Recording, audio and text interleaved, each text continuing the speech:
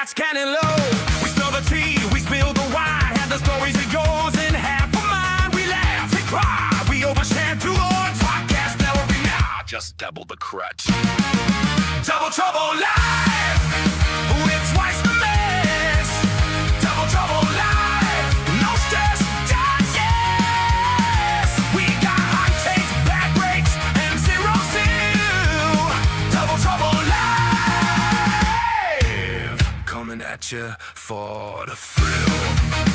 Oh yeah, Double Trouble Live.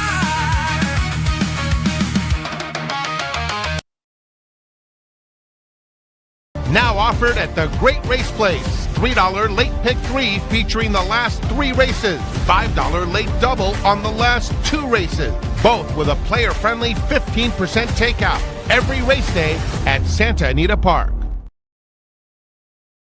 Proof It Grows racetrack handle. Other live, the only show with Proof It Grows racetrack handle. Other shows talk. We make the windows busier. If your bankroll ain't growing, you're watching the wrong show. While the rest are chasing views, we're printing handle daily. Proof in the numbers. Results on the track. If you want your pool to grow, we are the show. Double Trouble Live, the only show proven to grow the low takeout bet handle. Need proof? Santa Anita low takeout handle is up $1.1 million in 14 race days. 90% of that handle growth, or $1 million, is from 8 Double Trouble Live show days.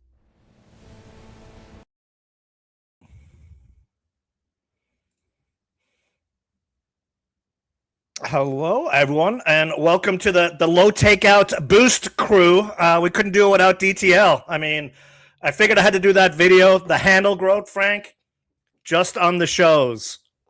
In an industry they say is dying, Frank, $1.1 million in the low takeout bets so far this meet. I mean, what can you say? Welcome to Double Trouble Live. I am Kieran Thornton, and I took over duties today. Frank's sitting there in the corner. We're trying to put the mute button on him. What's going on, Frank?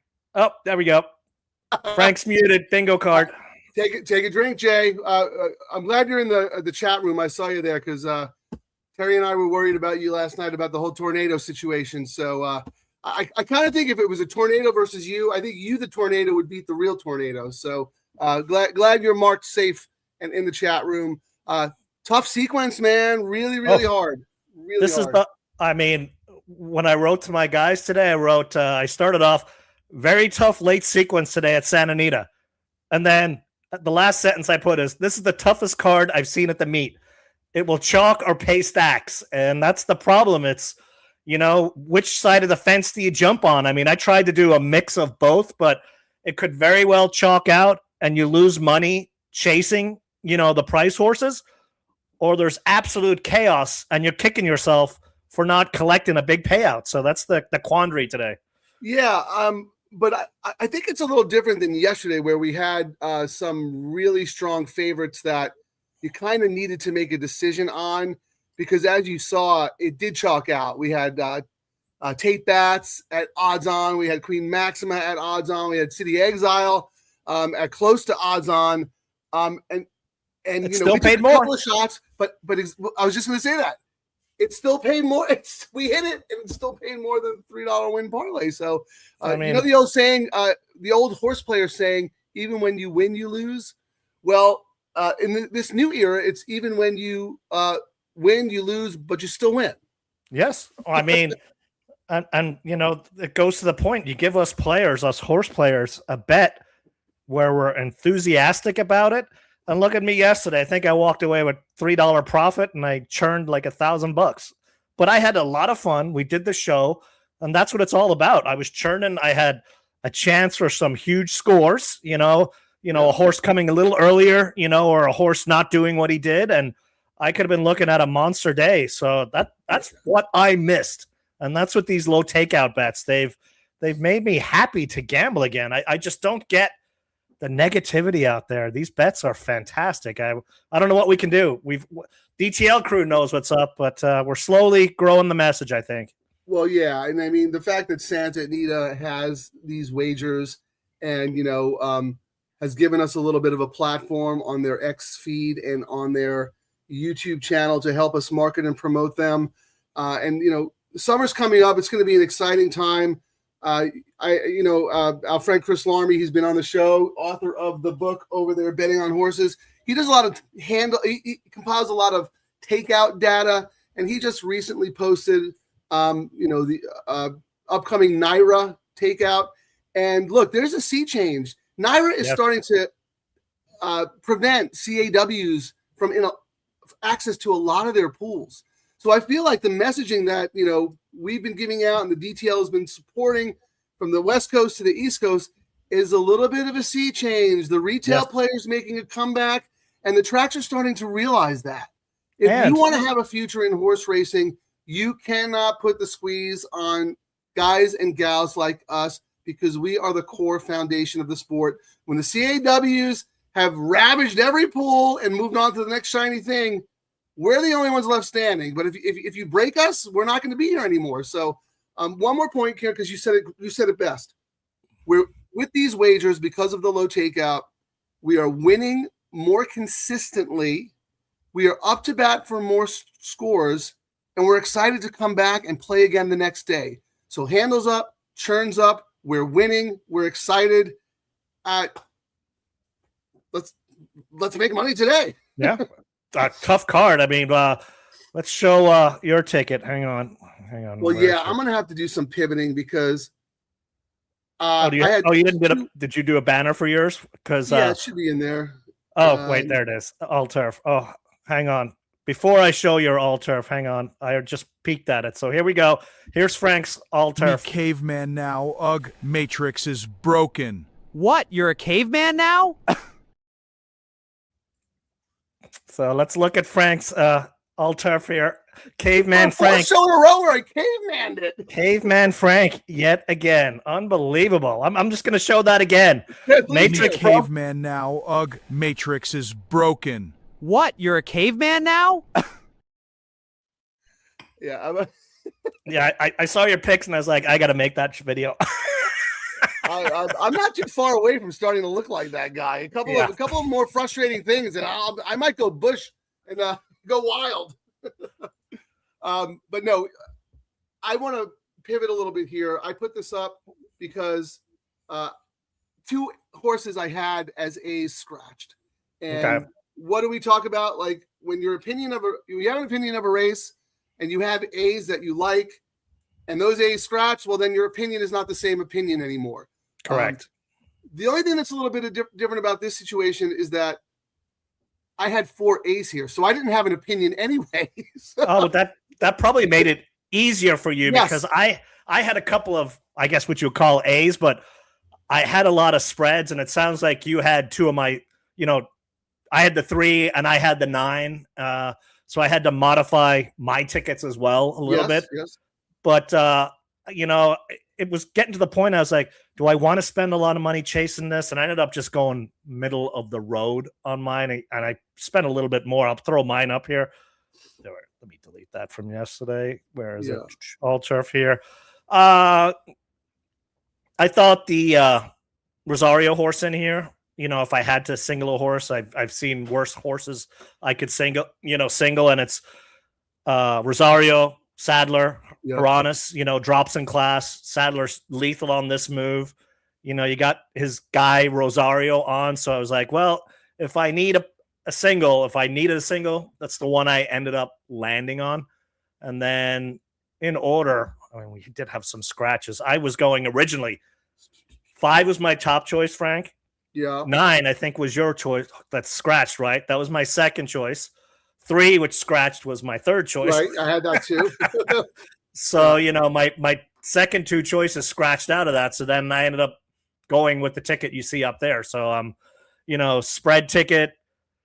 Spreads are single, spread a lot in the last race, and then single, spread, top 3 picks, and a little spread in case I'm totally wrong in this race. So that's how I approach it. But someone put a comment in there, and I'm already going to pivot because let me pull his comment up here, Frank.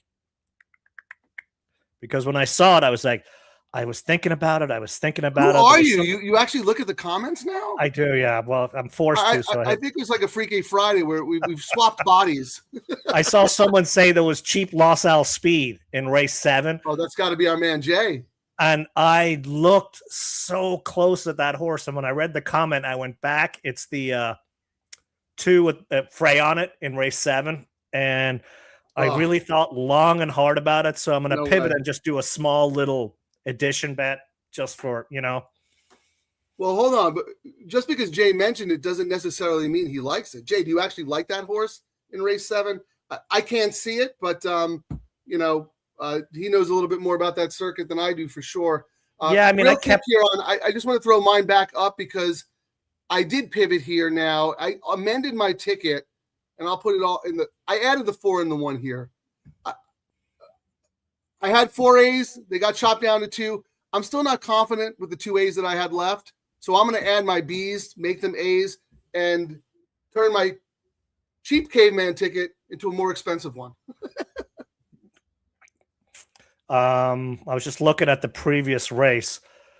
If another monster bomb just hit, Frank, so the pick 6 guys are probably down again. The 28-1 horse has won the 4th race. Are you serious? I missed that because we were going live. The first race has been won by an 8-1. The second race was won by a 9-1.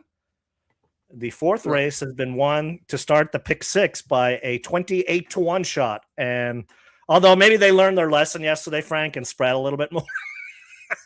Well, I don't know. I mean, the races coming up, I think, are very tough. I actually thought there might have potential for a pick 6 carryover, just based on the 4 races we're looking at. So now you got prices to come into these races.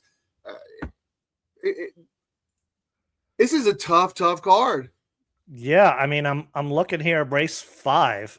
This is the start of our all turf, and I'm shocked at who the favorite is here. This number 1, Bob's Blue Moon. That's who I just added. Yeah. I guess I'm going to have to add that with the other horse because I'm looking at the double. The lowest pay on the double is this 1 at 339. Then the 5 at 417, and then the 4 at 587, and the same thing in the pick 3. The 1 is 680, the 5 is 749. Let's see, pick 4. The 5 is the favorite. Pick 5. Wow, these pays in the pick 5, Frank, are crazy. Pick 5. The 5 is the favorite as well. So I'm wondering if they're trying to get their way out of their losing pick 6 ticket. I don't know. No, I think the 1 is definitely alive. I actually had the 1 as an A when I was doing my first blush handicap, and then I went on and I was like, well, this horse could be an A. And then I had like 5 or 6 A's, and I really had to trim. So to the point, I didn't really have an opinion. So when those other 2 horses that I had as A's came out, I absolutely have to throw this horse in because I like the horse. Yeah. Yesterday, I just didn't like him as much as my 2 A's who now scratched. So that horse is in. And Kieran, I know you're going to pivot here because the last thing you want to do is have me be alive leaving this leg and you out of your all turf pick 3. Yeah, I mean, who's the jockey on the? Oh, it is. Okay. Alarm says. All right, I misread for a second. I thought it was Voldemort, so I will pivot and throw in this one because it's not Voldemort. And I was going to do. I guess I'm going to do 5-1 as my extra pivot in here with the 2, the cheap Los Al speed with 7-1-2. Actually, I'm going to do 2-3. Who's your top choice in the middle? Do you even have like in race 7? It was another like super difficult race. I ended up making the Phil Frazier horse my top pick in there, but that's a lukewarm top pick, if you know what I mean. Midnight or Rethink. What did you think of the middle leg? Yeah, again, not super strong, but I do think the 3 is a very, very strong, very logical contender and a likely winner. And then the other one I had was the 5, the Baltus horse with Ayuso. You know how we were talking about Frazier yesterday, kind of under the radar? Well, I saw. Might have been Quigley tweeted something out. Fresu and Ayuso are actually tied for leading jockey. Yeah. So talk about another under the radar guy that you can still get prices on, Ayuso. So that's not the reason why I picked the horse, obviously. But let me read you my race notes. Like when I go through and handicap, when I go through and handicap a race, Frank, after I'm done handicapping it, then I go and look at the stats. So I get like I'm not influenced by the stats, if you know what I mean. Where I think, I got to find a long shot. After I went through, then I went and looked at the stats. So the favorite's only 28% in race 7, but 5-1 or more, 57% of the winners are 5-1 or more. 7 of 21 are over 10-1. And then my notes were, after going through each horse, I'm for sure using the long shots that I thought maybe and on a long shot ticket on race 7. So, well, because we're talking about race 7, I do want to ask you a question because I might do a B ticket. What do you have on the 4? The Dan Blacker Import, 2-1 on the morning line, Midnight Horizon. JJ for Blacker ships in from Ireland. First start since Ferry House. That's one of my favorite tracks in Ireland, Frank. We used to go there for all the meets. Oh, I love Ferry House. Absolutely loved it. I never even heard of it until some of the best memories going to that track. Really, really cool track. The price is low, used but spread. And the reason, before, you were probably the same as me back in the day. Any European horse like UK and especially Ireland, stepped off the boat. They just towered above the horses out here and won first out a lot of the time. We don't see that as much anymore, especially this year. I mean, looks great, but the Irish are just coming up just a tad short right now, and the Phil can't get them to win off the boat. Not anything negative about Blacker, but he's 0 for 2 shipping, recently. So I was like, there's a lot to like, but I kind of put it on my B ticket, if that makes sense. Well, yeah, no, that's what I had. I did have the horse as a B, but now that I'm looking, I might throw that horse in on a backup ticket and just go 10-5 here. My top 2 choices, single the 4 in the middle, and then come back with 2-1-7. Well, but I don't know if I want to spend any more money of that because I think I'd rather focus on the later parts because I'll have a better idea where I'm at and how much I am going to want to spend on my pick 3 and late double. I'm already spending 72 here, and it's caveman-y, so it means I don't really have an opinion. So why force it, right? Yeah, I mean, if my spread tickets of my chalk in this, my top pick in this race goes down, I'm already out like a bunch of money. But in that race 7, I really like a horse that makes no sense on paper, Frank. The number 8, Shining River. Was I supposed to act surprised? That happens like 4 times a show.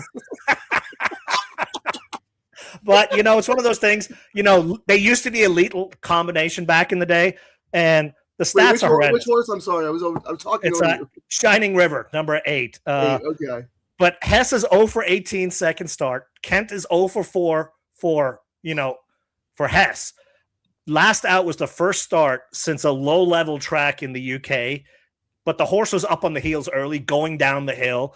And as we know, it's very tough to debut on the hill, especially on a layoff for Euros. But I know from Phil, and I know some of these other trainers do it, and when you see it, they like doing that to put some speed into the Euros, and then they come back into a race like this. So I thought I was intrigued because of it, and then at the end of the sentence I wrote, I'm intrigued after now writing a Frankian novel on this horse, so I have to use it. So the fact that I wrote so much, I was like, well, you probably find yourself doing that sometimes in your writing. You're writing all the time. And you have no intention of using the horse. And then you're like, oh, well, crap, look how much I wrote on this horse. How do I not use it now? So that's such a funny point that you bring up because, when I write a lot of my like color stuff or like, frankly speaking, there's some times where I have an idea, but I don't really know what to say. So I just write, I write, and I give it to Terry, and Terry is like, no, what is the point? So the more I write, the more I try to convince myself, but you also then have to step back and come back and then distill the information you really want from it. So when I write a lot about horses I end up not using, it's because I'm trying to convince myself why. Yeah. You know what I mean? Yes. And sometimes I'm wrong. I just end up, I write all that to convince myself why I'm not using the horse when I should be trying to convince myself to use the horse. I was just looking at our, the probables into the next leg, Frank, and I thought this 5, the Sadler Rosario horse would be getting a lot more play. Like right now, I thought, when I did my earlier race, the scratches may impact the race. The next race, Chasing Money, the Lee horse with Frey riding, I thought towered above everyone else. So I think using that 2 in race 6 is probably one of the better barometers we've seen recently. Sometimes we hem and a haw, but I think that 2's a good horse in the next leg to see if anyone's getting some sneaky money in this one that we should be using. That's a good point. Yeah. And it absolutely is this. The number 1 into the 2 is 23. The 1 into the 1 is 22. And I'm just trying to see if the 5, actually there is something. The 5 is getting more play on the double, Frank. The 5 into the 2 is 18. The 5 into the 1 is 19. So it looks like I don't think we're going to be seeing the 7-2. I'm going to probably see Bob drift up a little. Just looking at the early money in the double. I guess there's not a lot in, though. Does look like it's between 1 and 5 in this race. Well, yeah. Did we look at the will pays yet? I don't think we did, right? So We did. Yes, we went through it earlier. 1 is paying $680 in the pick 3, $749 to the 5 in the pick 3. Everything else is crazy. And in the double, 1 is the favorite at $339. 5 is second choice at $417. I'm actually going back. I wonder how much they put $50K into that double pool, Frank. But how would they have known they were going to go down in flames with a 28-1? I was trying to find a reason why they were doing it, but this one is live. Maybe they played the double pool because they were out of this, the previous, not the last one, but the race before. So they had to start doubles. They had to start up doubles in the previous race because didn't the bomb win before that as well? Yes, race 1, race 2, both price horses. Well, let me ask you this because we have not talked about the other horse I had as an A. And that's the 10, who now is my top pick based on the scratches that, by default, the 10 is now, the one I have first in line there. I mean, what more do you need to say? Jaramillo, third off the layoff, blah, blah, blah, blah, blah, blah. McCarthy, this is a move he does, profitable. We talk about a lot of times. Yeah, stats are stats, but if it has to be a profitable stat to really jump out. And when McCarthy does this, he makes money when he does it. So I have to agree with you on that one. I just look how far we've come, Kieran. Yesterday, Nick Sievers was complimenting us on how he went back and watched a couple of our early shows, and our wagering we were a little rough. We weren't wagering as good as we are now, right? We evolved, and now who's the jockey on the 10 again? Jaramillo. I even got the. Yeah, I mean, look at this. He was Jara 8 months ago, and now we're learning new languages. We're betting more efficiently. Yep. Smoothie time. Happy Sunday, everybody. Oh, there we go. I just liked. I ended up, and it might be just me being silly, seeing Rosario heating up, and me trying to jump on the Rosario bandwagon before all his horses get hammered. With me liking his Sadler Haranas horse a little bit more. No, but that horse absolutely figures though. But put your all turf up again if you don't mind, because I didn't get to see the whole sequence because I was busy trying to think if I was going to pivot or not. And by the way, DTL crew in the comment section, we're all business right now. But after this race 6 is kind of a lull. We'll get to the comments. We'll see what everybody's up to. So just bear with us. We're not ignoring you. We're just trying to make money in this first leg. So I wanted to. So there's a little bit of a change. And I hopefully I did the ticket correct. You'll see here in the last leg, it looks like we have the same 3 horses, Frank. 7-1-2 in the last leg. That's why I wanted to see your ticket because I wanted. But I do have another. If you see my first ticket there, I've got a big spread as well on the last ticket with 8 6-4, and you're gonna laugh again when I hear this. I mean, I'm just gonna read it out. I won't. You say act the like name. we never met before. I won't say the name. I'll just say Aggie debut horse with That's all you Kent need to riding. know. With Kent riding in the last race. And my long-term guys know that is an auto bet for me. Now, I didn't want to spend $1 gazillion on my all turf, but as we talk about handcuffing the bets, when we come back on the pick 3, the pick 3 is going to have that 6 on, my tickets. Like I've got the 7-1-2, if that makes sense. Yeah. So Look, but I didn't want to spend the money now. And, if I get blown, because I was afraid of getting blown out of the all turf in this first leg, even though I spread quite a bit. So that's how I approach it. That's the beauty of these bets, right? We play them as a unit. We don't play them separately. We use the information and the horses that are on multiple legs judiciously, sometimes to hammer and press, sometimes to get more coverage in one leg than the other. But Kieran, I don't disagree with you at all. I thought that last race was impossible. My A's are 2-1-7. Then I have 5, 6, 4, 10, 8, 9, 11. I could use all of them. That last race, the favorite's 30%, but over 5-1 is 37%. Yeah, but also we got those first-time starters in there. Yes. Like lightly raised. That was a smart move by Santa and Anita to put that. Oh, they made it because really they want to different. carry over going into Memorial Day weekend, and I think they might get it. I mean, even might get it. Like the number 1 in there, Let It Begin in the last leg, Frank. Jaramillo for Carla, blinkers on, first time Lasix. But then my notes were Jaramillo is 0 for 5 for Carla, so she better make this the one he wins, or Jockey Agent's not going to answer the phone. You know what I mean? Yeah, but he ran so good on her horse. She had a first time starter yesterday who lost by this much. But here's the thing, because you started the discussion by saying, you thought that it had potential to chalk out, which I disagree with you, because it doesn't seem like you have a strong single in any of the leg, or do you? Am I missing something? I've got strong single in the first leg here, the 5. I got a strong single in the second, the Phil Freyshu horse, and I did I'll just, if you forced me to single in the last race, Goji the number 7, Freyshu for Papa, they're winning 29%. Papa's 31% when his horse is a beaten favorite. And then my notes were, this will be the robot pick if I was to guess. And then looking how yesterday, the 10 was the robot pick, and I said it earlier, I thought it would be, and it ended up just squeaking out the win.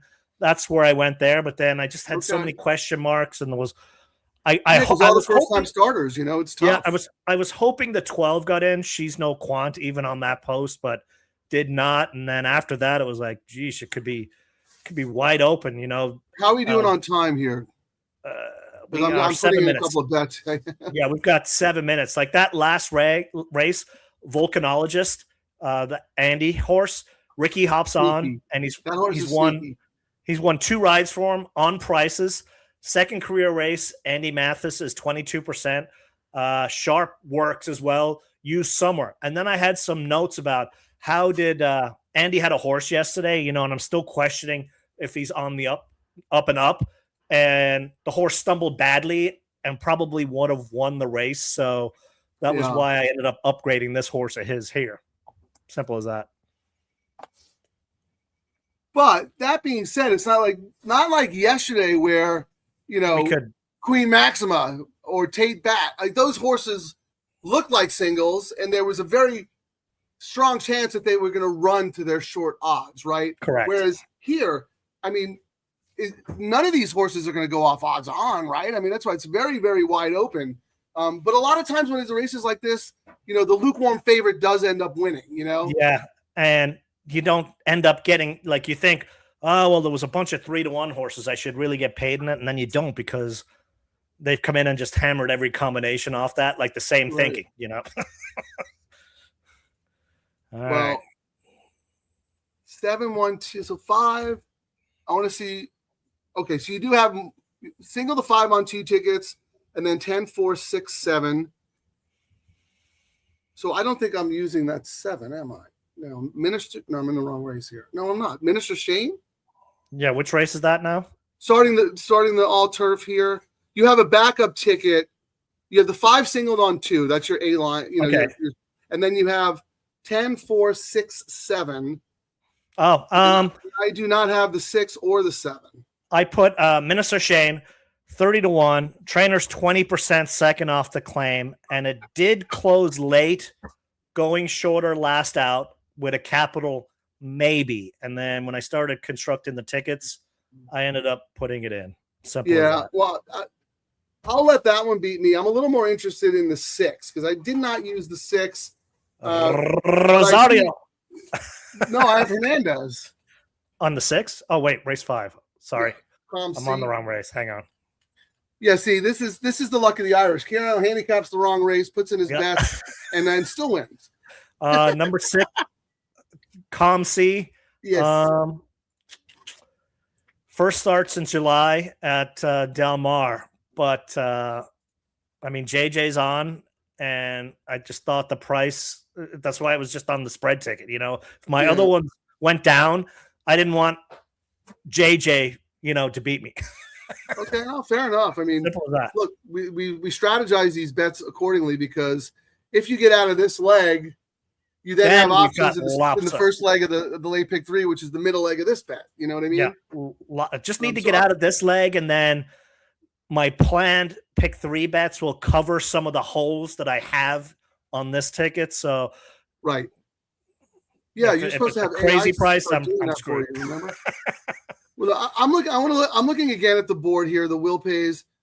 So, because I want to see if if the tote reflects what we see in the will pays.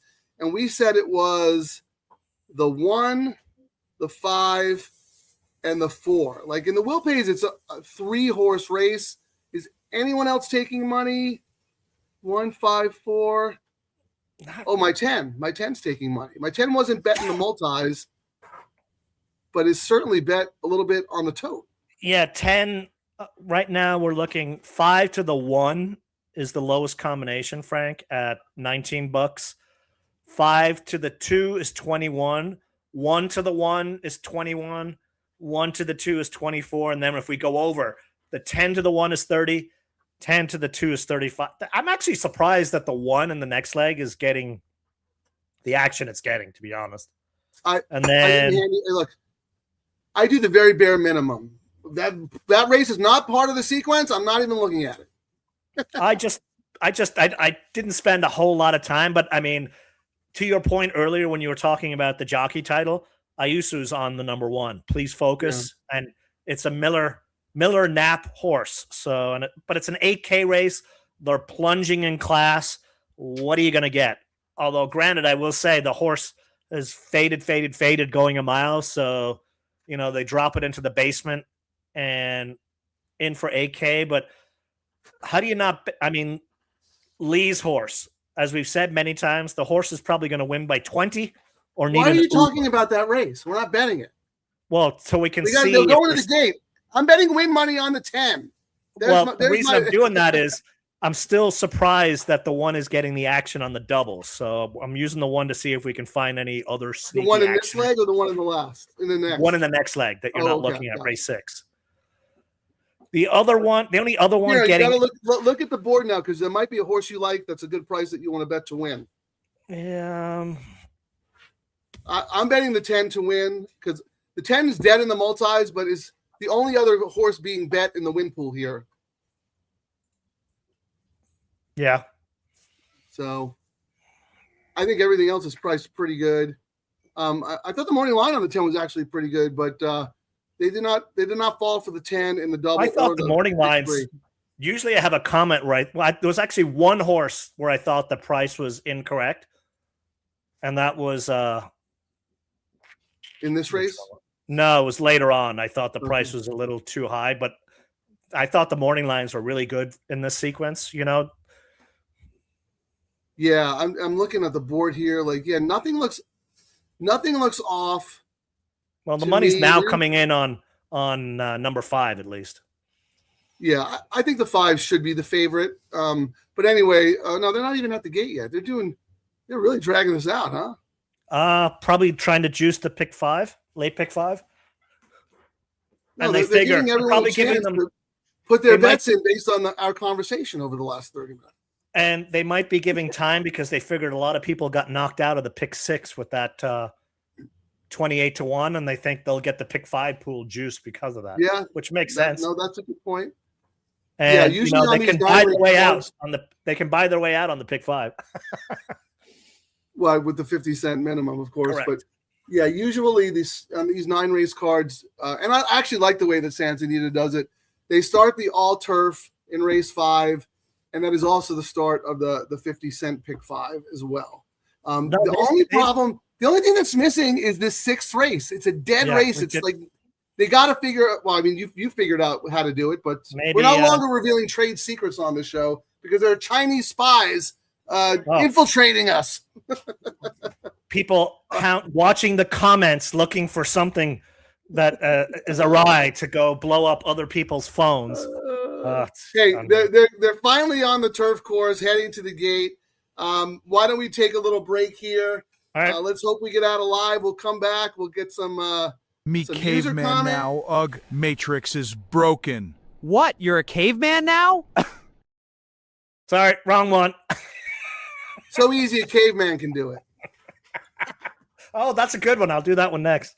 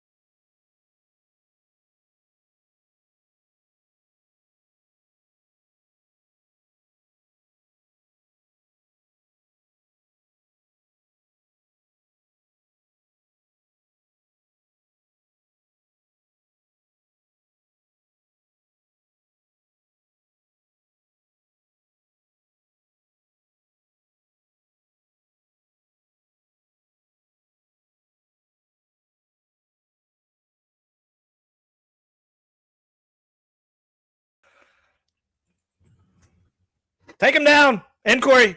Where is it? Where's the inquiry sign? Was there a foul? Well, Orenta should say there was a foul. He won't win it. Nah, nothing happened. The one just got totally boxed in. Okay. I was just saying I wanted an inquiry so my 5 would go up. No, I thought you meant maybe the top 2 because it did look like it got a little tight down there at the end. It did, but no complaints. Orantas probably knows he won't get it anyway. Oh, I see. I'm watching the replay on FanDuel on the big TV. I see exactly what you mean. So, he got boxed in, like he was making a move, and he should have just tipped out earlier. Yep. But you know what? He's young. He's learning. But that horse was really loaded. Oh yeah, that horse was live. You know, that's a note. Like they knew that horse was the real deal. Well, it was really. We looked at the multis. It was just a 3-horse race, and they ran 1, 2, 3. I got suckered in on the 10. Who was dead in the multis, but was the only other horse taking some money in the. I don't know why Rosario was trying to do those fractions. That was a little surprising to me on that. Well, the horse, has speed, was dropping in class. Well, all I know is that I'm glad my other 2A's scratched because of that. I had the 4 as a B, but I upgraded to an A, so. You are alive. Easy, caveman can do it. Even a caveman can do it. And my spread ticket made it out, and I don't have the 5, but I'm singling the 3 in the next leg. But we have the same horses in the last. So you know what's going to happen, right? 5 is going to win the middle leg, and 6 is going to win the last leg. Well, that's why we have to plug the holes in the leaking ship. Well, the thing is, I actually get to plug the hole, and this is one of those times, even though I spent a little bit more money on the pivot, adding those other horses in, if I show my pick 3 now, you'll see what my thinking was, Frank. So if you see on my pick 3 here, all those 7-1-2s that you saw earlier, now I threw the 6 in here. So explain that a little bit, because we have a lot of new, constantly have new audience members, and we talk about betting these bets all together. Do not view them separately, and this is a perfect example why. So go ahead. We do not. I mean, in a perfect world, we'll win all of these tickets. Well, most of them 2 out of 3 because there's combinations that are similar in it. But if I had thrown that 6 in on my original ticket here, they would have started getting exponentially more. And the second point is the all turf has not been paying as much as the pick 6 has been, or the pick 3 has been paying. So I did not want to spend more, but I did like it. But I knew the fact if I could get out of this leg alive, I'll have similar horses starting the pick 3. And then on my pick 3, I can add extra coverage. So I've got multiple bets going with more coverage, but I'm still alive on my earlier bets without breaking the bankroll. Simple as that. And look, we're not saying this is the only way to do it. No, we're still learning. We are still. Someone might say, you know what? I think that's a horrible way to do it, because correct. If you like the 6 on one wager, why you have to have them on the other, and that's fine. We're still learning how to do this as well, but this has worked for us so far, and we try to work with it a little bit of a bankroll here, right? Obviously, Kieran, if we're playing on your own and your bankroll wasn't an issue for the show, you probably would have that 6 on all of them. But we're trying to be a little strategical. Yeah, we would have had affordable if people want to piggyback us. We would have had one of Racing Down wins $800 ticket, and then he wins $49,000. I know. He was locked in, man. On fire. Yeah, he is absolutely someone you got to watch on Twitter. He posts his tickets out there. He posts his plays. I mean, like I got to say, we both write stuff for the Santa Anita website and Del Mar when it rolls around. But they say, my dad used to do it all the time. Handicap the handicappers. If there's free information out there, suck it all up. See what everyone, you might find a nugget of information that is enough for you to just add that one horse on a ticket that could be the difference on you. I mean, if the information's out there, suck it all up. And I didn't know RDW until we started doing the show, and then we became, friendly on X, and I started to look at his stuff a lot more. And then I'm going, wow, like, why is he even watching our show? Like, he's like, we should be watching him. He's cleaning up. But that's it. We have a lot of really smart, sharp horse players in here who want to support the wagers because they're great value. And look, everyone's got an opinion, but I firmly believe that this is the only path forward to save horse racing. Bringing the retail player back and treating the retail player with respect.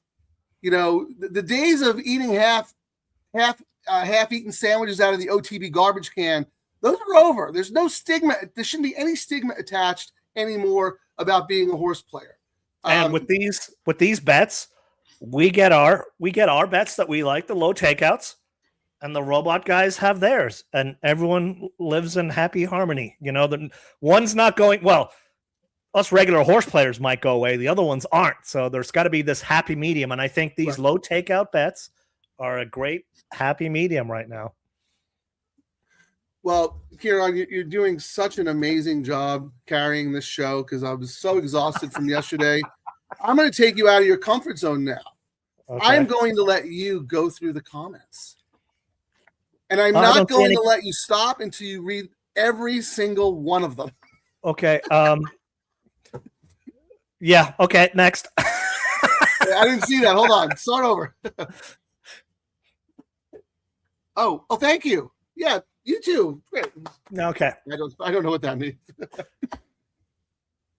Oh, he did the Mark Gelding. It probably will pay well today. How much did that ticket cost anyway? All. Is this the all turf here? Yeah, all I have turf. a feeling Mike's joking around, but all. Wow. I mean, I was trying to find where. I mean, he's trying to copy our guy right here. Hey everyone, I've got my picks right here. Race 7, all. Race 8, all. Race 9, all. Trust me, this is the winning ticket. See you in the winner's circle. That's why he has 700 subscribers, because he gives out his guaranteed winners every day. Start at the top, Kieran. Go start at the top and come down. I don't know where you had stopped. No, just go all the way. I didn't stop at all. Just go all the way to the beginning of the chat. Okay. That's what I work my way down so we don't miss anything. Oh, hello, Santa Anita. No, sorry, wrong one. Yes, we are on the Santa Anita YouTube channel and the X channel. The first one I see is from Stephen D, who posted his comment at 12:12. He was the first. Gets on. You're sitting here watching the clock. Is it 2:30 yet? Is it 2:30? And then we love you, Steve. Always in there early. I love it. And then this comment. I mean, I'm not going to say no.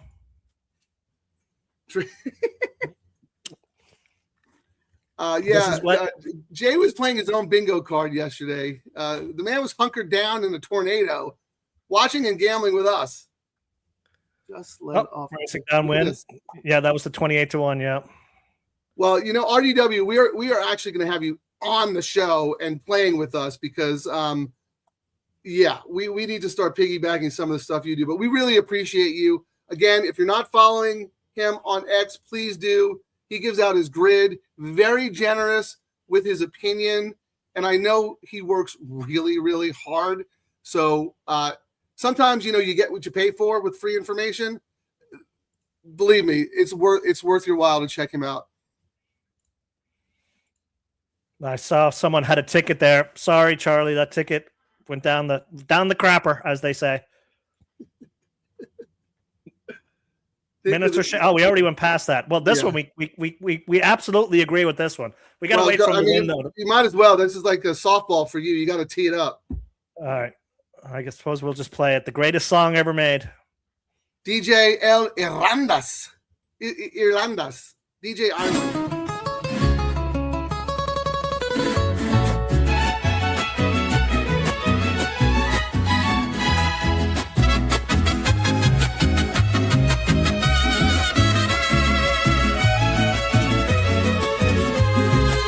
From the tracks of Venezuela, where the legends are made.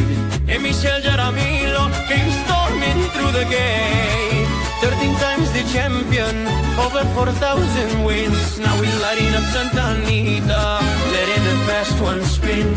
Silk splash in the sunlight, and steady and bold. This endless wailing warrior turns thunder into gold.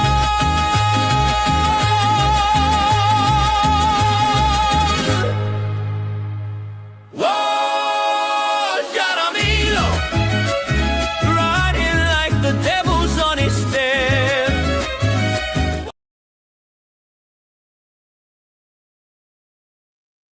Mute. Take a drink here. Mute. Mute. If I must. Jay, you take 2 drinks because for every one we do, you have to do 2. I'm gonna have to go hit the bar because I already drained that bottle. So What? How about this? Maybe this summer we'll ask the organizers of the PDJF karaoke fundraiser if we could enter and do Hell that no. song. And we can have we can Jaramillo enter do the it with song. us. I'm not singing it. That's No, fine. we'll have Jaramillo sing it, and we'll be like the backup. Oh, guy. there we go. That is some of your best work, by the way. Anyway, yes, Jaramillo is the king. He has won us so much money on this show, and so many times Kieran and I say, if any other jock was on that horse, might not have won. If he's in a dogfight in the lane, he'll get the horse. Yeah, there was one earlier. It looked like the horse. He was on the lead. Looked like the horse had dead aim on him. Oh, I forget what traits it was, but anyway, for some reason he finesses the horse, and he always knows what he has left. He always leaves a little bit of left if he needs it. I mean, he's cooled off a little, but that's because he's riding this guy's horse. O'Neill has gone ice cold. Like, wow, this is all I got to say. I thought he was starting to heat up, but his horses are rather chilly right now. He had a nice 2-year-old win on Friday and then Saturday. That horse yesterday. And then he had Tate Batts win. But I mean, that was a big dropper. If that horse didn't win, then you'd stay away from him. And it didn't win like it should have on the drop. No. Jaramillo had to carry that horse. Well, we missed this in the comments. 5 was acting up, and that might have been the difference there. Okay. Yeah, Charlie, thank you so much for this information. Charlie has a very good eye. He's given us such great workout opinions and also post-parade opinions. And that's something that's not part of my game. I'm not good at it. I know I'm not good at it. Kieran sometimes thinks he's good at it, but he's not. So he just stops doing it. Check this ticket out. Someone's all about the 6. And then all in the last, but all about the 6. Why it's a Sharpie here? Who's the 6? Let's see. I don't think either one of us have a 6. I do. I have the Rosario Papa horse. I've got it on a ticket, but not on a ticket that's alive. I will on the pick 3. Can you read your notes on that, and then maybe we'll ask James to just give us like the Cliff Notes version of why he likes that one.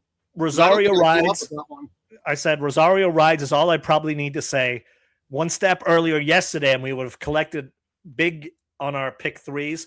Nothing jumps out in the works, but Rosario is here. Use, and I mean, simple as that. Simple as that. I X the horse. Do you need any more reason? I mean, if he's out here, and who's the trainer? I think it's Papa. Yeah. So I mean, if Papa's making the call, and then this is another look who the jockey was. The previous 2 races, we've seen a lot of these horses where Giraud has ridden and not won, and then someone like Jaramillo, etc., comes in and the horse wins. The next race. So yeah, we talked about this yesterday. We asked the question, we didn't get to answer it, but several members of the DTL crew said that Giroud's back in Kentucky now. So that didn't last very long. I'm surprised because he was doing okay, right? Yeah, I mean, he was getting some rides, but then he was also doing a lot of stuff where you see like this horse dueled week. Like I've seen so many of these lines, and now that I know he left to Kentucky, the recent performance is why. And then I'm upgrading the horses because a big jockey's moving in now. I'm not to discount him, but yeah. But if anyone knows the answer to this, maybe Baffert moved some of his string to Kentucky, and he was riding some of Baffert's horses. Maybe he's going to get first call on Baffert's horses in Kentucky, and that's why he moved back. I don't know. But here's what I said about Miyako. And James White, please chime in and let me know how far off I am. Was overbet last time when trying this level for the first time. She had just beaten weaker N3L starter foes, and they sent her off at 9-2 in a 10-horse field, which was vexing to me. She finished last. Granted, she drew the rail. She had trouble, blah, blah, blah. I can forgive it. She's better than that last start, but is she good enough to beat N1X types? You know what I mean? Like, she's a starter, like starter allowance horse. But it is a significant jock change. Anyway, but I'm still not going to use the horse. What about the 7? I would use the 7 before the 6. Not a sinner.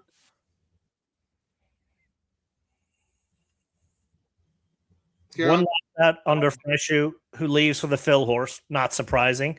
Kimura rides always around the line at a minimum. Use an exactas and tries is what I said. Like, yeah, tough to bet with any confidence.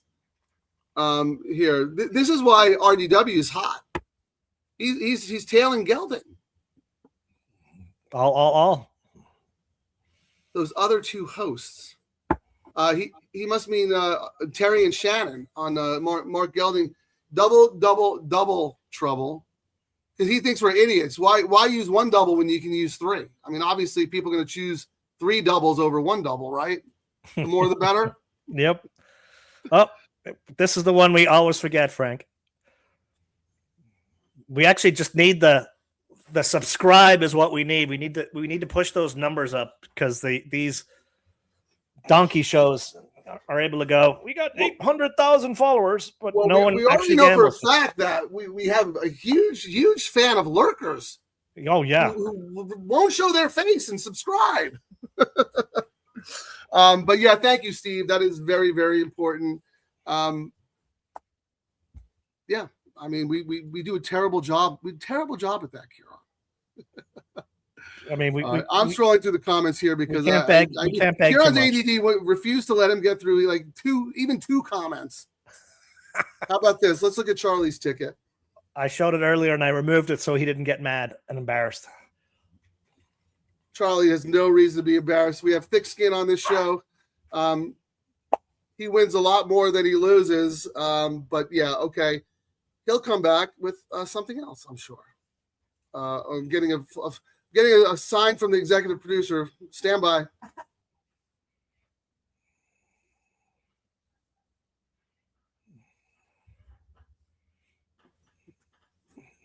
Well, I might as well bring it up because Terry said someone was asking about our artwork today. And we talked about this yesterday. And we wanted to mention it again because it's important. And if people don't have Memorial Day plans yet, you might want to think about doing this. On Monday, Memorial Day, and Kieran's played in this before, it's called Folds of Honor. It is a charity poker event for families of military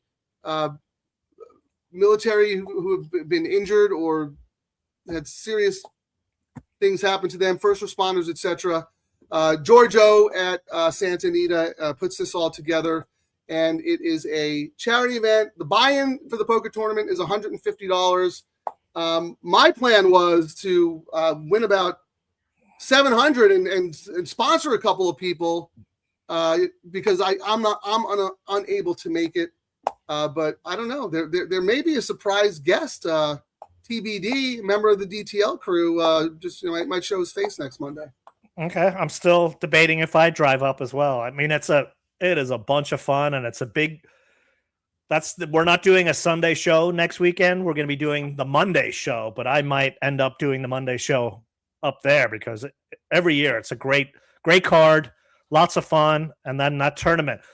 It's a sloppy, drunken, have a great time charity event with all the people you ever want to meet in racing there. The trainers show up. You know, you got all the characters. It's if you've not done it, it's great cause, but it's a pretty cool event.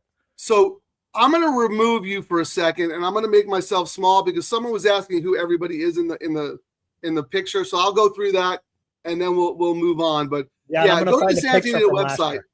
Huh? I've got a picture from last year at this event that popped up on my Google. I'll show you. Oh yeah. Well, no, it's not from the event. It's afterwards. Are you ready to show it, or do you want me to go through the? No, go through the first? comments. I'll find it now. Go for All it. right, hold on one second. I'm going to take you out of the studio for a second. Okay.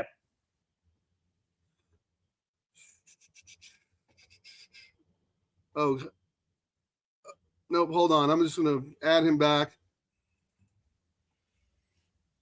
I'm just going to make us both small. No. How do you What are you trying to do? I want us to be small so everyone can see the image. Just take us both out of the studio. But then they won't be able to hear me. Oh, I got you. Is it this one here? There you go.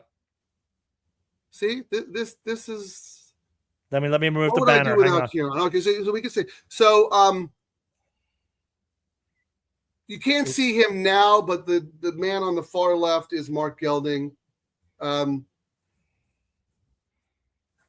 He went for Pegasus. He went to Gulfstream and played in a very high stakes poker game and made a lot of money, and then somehow got caught up in a rum and Ozempic smuggling ring.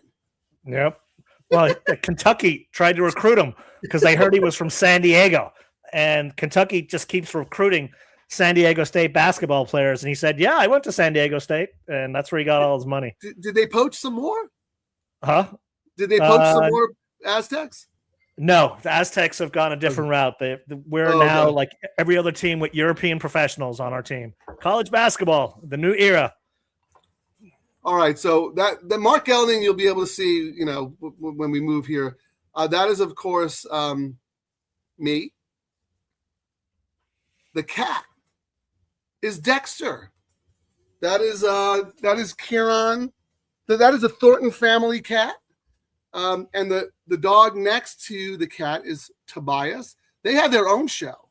They're on hiatus right now, but Tobias is our family dog along with Sophia, who is not pictured here because she's very shy. The lovely lady behind is the executive producer, Terry Marconi. The horse and jockey, none other than Gold effing Phoenix. And that's Kieran. And I didn't actually say his name today, but now I can say it. He's back training. Another nice workout. He might actually race at Santa Anita, Frank. I was going to ask you if the horse is doing well. Will they bring him back? What do they have coming up? He was not used. So, yeah, they're debating it. Or, as Phil said in his video this morning, he's like, Gold will tell me. Like, part of the thing is sometimes, you gear the horses up and you better race them or you're going to waste all that, energy on them. So if Gold feels like he has to race, we'll race. And I guess the target could be the San Juan Capistrano on June 14th. So if not, we'll just go for that's a mile and 3/4, I think, right? Yeah, that's mile and perfect. 3/4. If not, that's awesome. If not, it'll be the usual target, Eddie Reed Stakes, Del Mar Handicap. So it all depends on if he needs to run. If he's like spitting bullets in the morning, like reason we went out to Kentucky, he was just racing so well. It was like, well, we gotta go. GFP, we love him. So there's GFP with Kieran. Terry designed all this. You couldn't, get the silks quite right, but that's okay. The man in front is with the FOH. It's Folds of Honor. That's George O. He runs the event. So that's George Ortazar. And then that's a Corgi on the right because this weekend is the Corgi Nationals at Santa Anita. So there you go. That's the motley crew looking to raise awareness and support an amazing cause. Memorial Day Monday. If anyone needs any info, just scatoniracing@gmail.com. There you have it. I'm going to go back to this. So I had a Google image pop up. I don't know if you were there with us a couple of years ago, Frank. We all rolled out of the Eddie Reed and we were like, what the heck just happened? All of the concrete barriers in the parking lot were run down. I guess this is before we hired Mark Gelding. This was the car. They drove through all the, those yellow barriers. They're actually metal. They're not plastic. They are metal. They went through every single one of them. And then the wall, this is the first turn right here. The grass there on the hedge. Drove through it all and then ran into the brick wall there. That was Mark Gelding trying to get the the early pick 4 at Los Al. Yep. We got shut out. Oh my God. You have shown me that picture before, but I was not there for that. Thank goodness. You know what that probably exactly was? Some guy. I got to get my bet in before the race gets off. Like, sorry, sir, shut out. He goes Yep. back to his car. Yep. Wow. Well, you know, you never know what's going to happen at the racetrack. Ocho, thank you for joining us. Always love to have you on the show. Harmony the King. Yeah. First time starters in race 9, the 8 and the 10. We have time to talk about this, right? I don't want to talk over the race. Is the race going off yet? No. They're 1 minute away. Yeah, not that we're playing the race, but I don't want to talk over if people have action. What the 8 was Forza Palermo, Rosario for Miller, like the old days. But then I said Miller's stats suck. Debut turf. When did that happen? He was never that bad with first time starters. No, I couldn't believe. I was like, both of those stats were like 3%. I had to do a double take. I was like, I just did not remember him. But remember last year, Frank? Like literally, it was a whole year where he couldn't win anything. So that probably really screwed up. I mean, first time starter. First time starter, Frank. He's 1 of 116. That's insane. Debut turf, 1 of 36. Now, on the first time starters, 30% and 19%. They're just not winning for him. You know what I mean? They're around the wire, but they're just not winning. So, I mean, I get it. We see some of these trainers go through those. Periods. And Powell's not known for first time starters either, right? I mean, he could win tops every now and again, but even though he's got, our guy Belmont on, he's 0 for 30. Powell debut turf. And 1 for 15 first-time starters. I just put would be a huge upset. I mean, Santa Anita is going to be cheering for that 9 because it would probably guarantee another pick 6 carryover. Yeah, they're both sided by Mo Forza. I mean, who was a terrific turf miler for Peter Miller. Actually, I don't know. I did a little breeding stuff on Formulator. So obviously Mo Forza are nice turf influence, but debut runners have not been Mo Forza's thing so far. And there was nothing on the dam side that made me want to like the 8. The 9, however, there was some turf breeding on the dam side. So if I had to pick between one of those 2 horses, I'd probably go with the 9. I'm going to look and see if I used any of them on my ticket because I did. I used the 8, Frank, just because it's Rosario and I was like pining for the old days when if you didn't bet a Rosario Miller horse, your ticket was poof. Yeah, well, RDW. We all have our weird things, right? I mean, yep, we do. That was like 15 years ago, but that's all right. That was yesterday. I already graduated like 5 years that long ago. I just graduated from college like 5 years ago. I don't know what you're talking about, Frank. Unbelievable. That was probably like 2010s, I would imagine. All right. Well, anyway, they're at the gate for race 6. This has been fun going through the comments. We'll come back right after the race, look through the rest of them, and then it's time to get serious. All right. Good luck, everybody.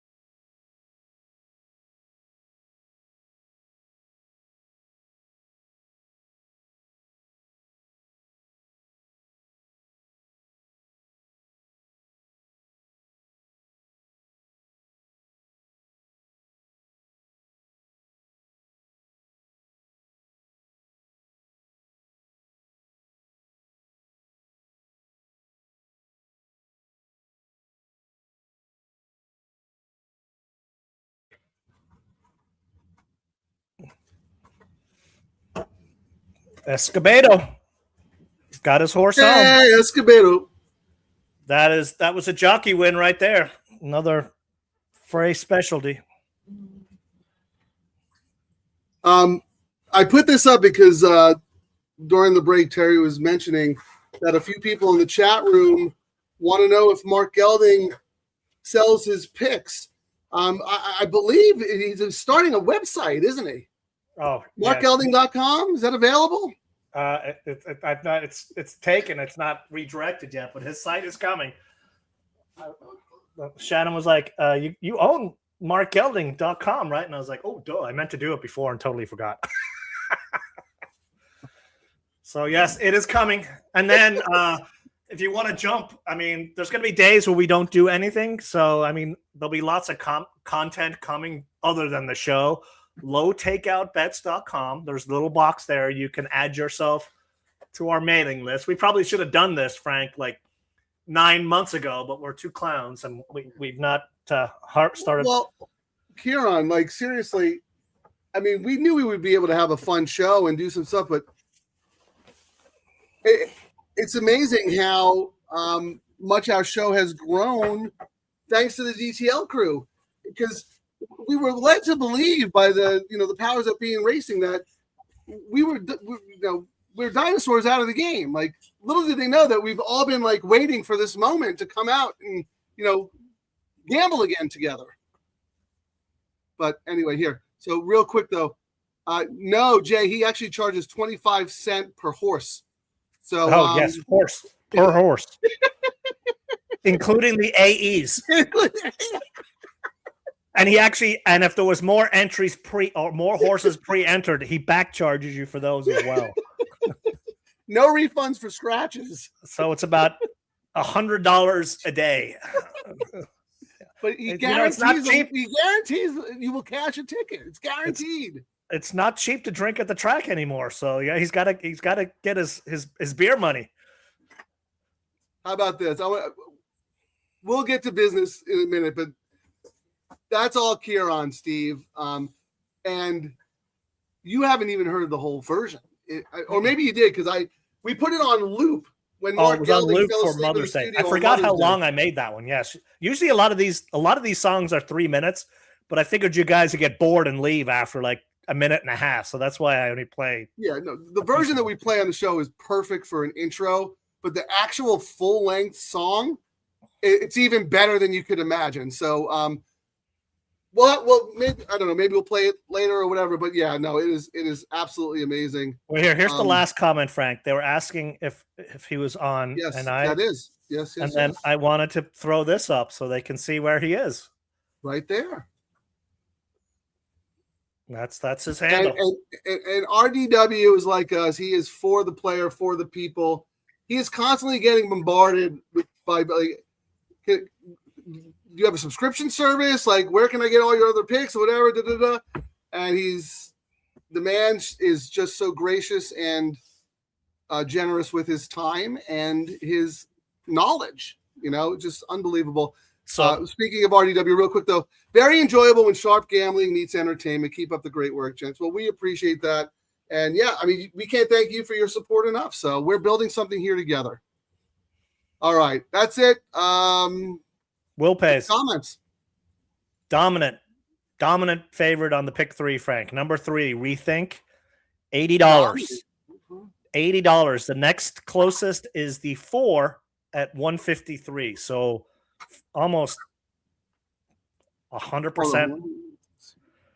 So yeah, they're all about. Let's see if it was the same on the double. Why don't you throw up your pick 3 pick there? I mean, so we can start looking at it there too. I like seeing what the smart money, aka my money, is doing. Hopefully it's smarter. Let's see. Optics has the 3, the 4, and then the 7.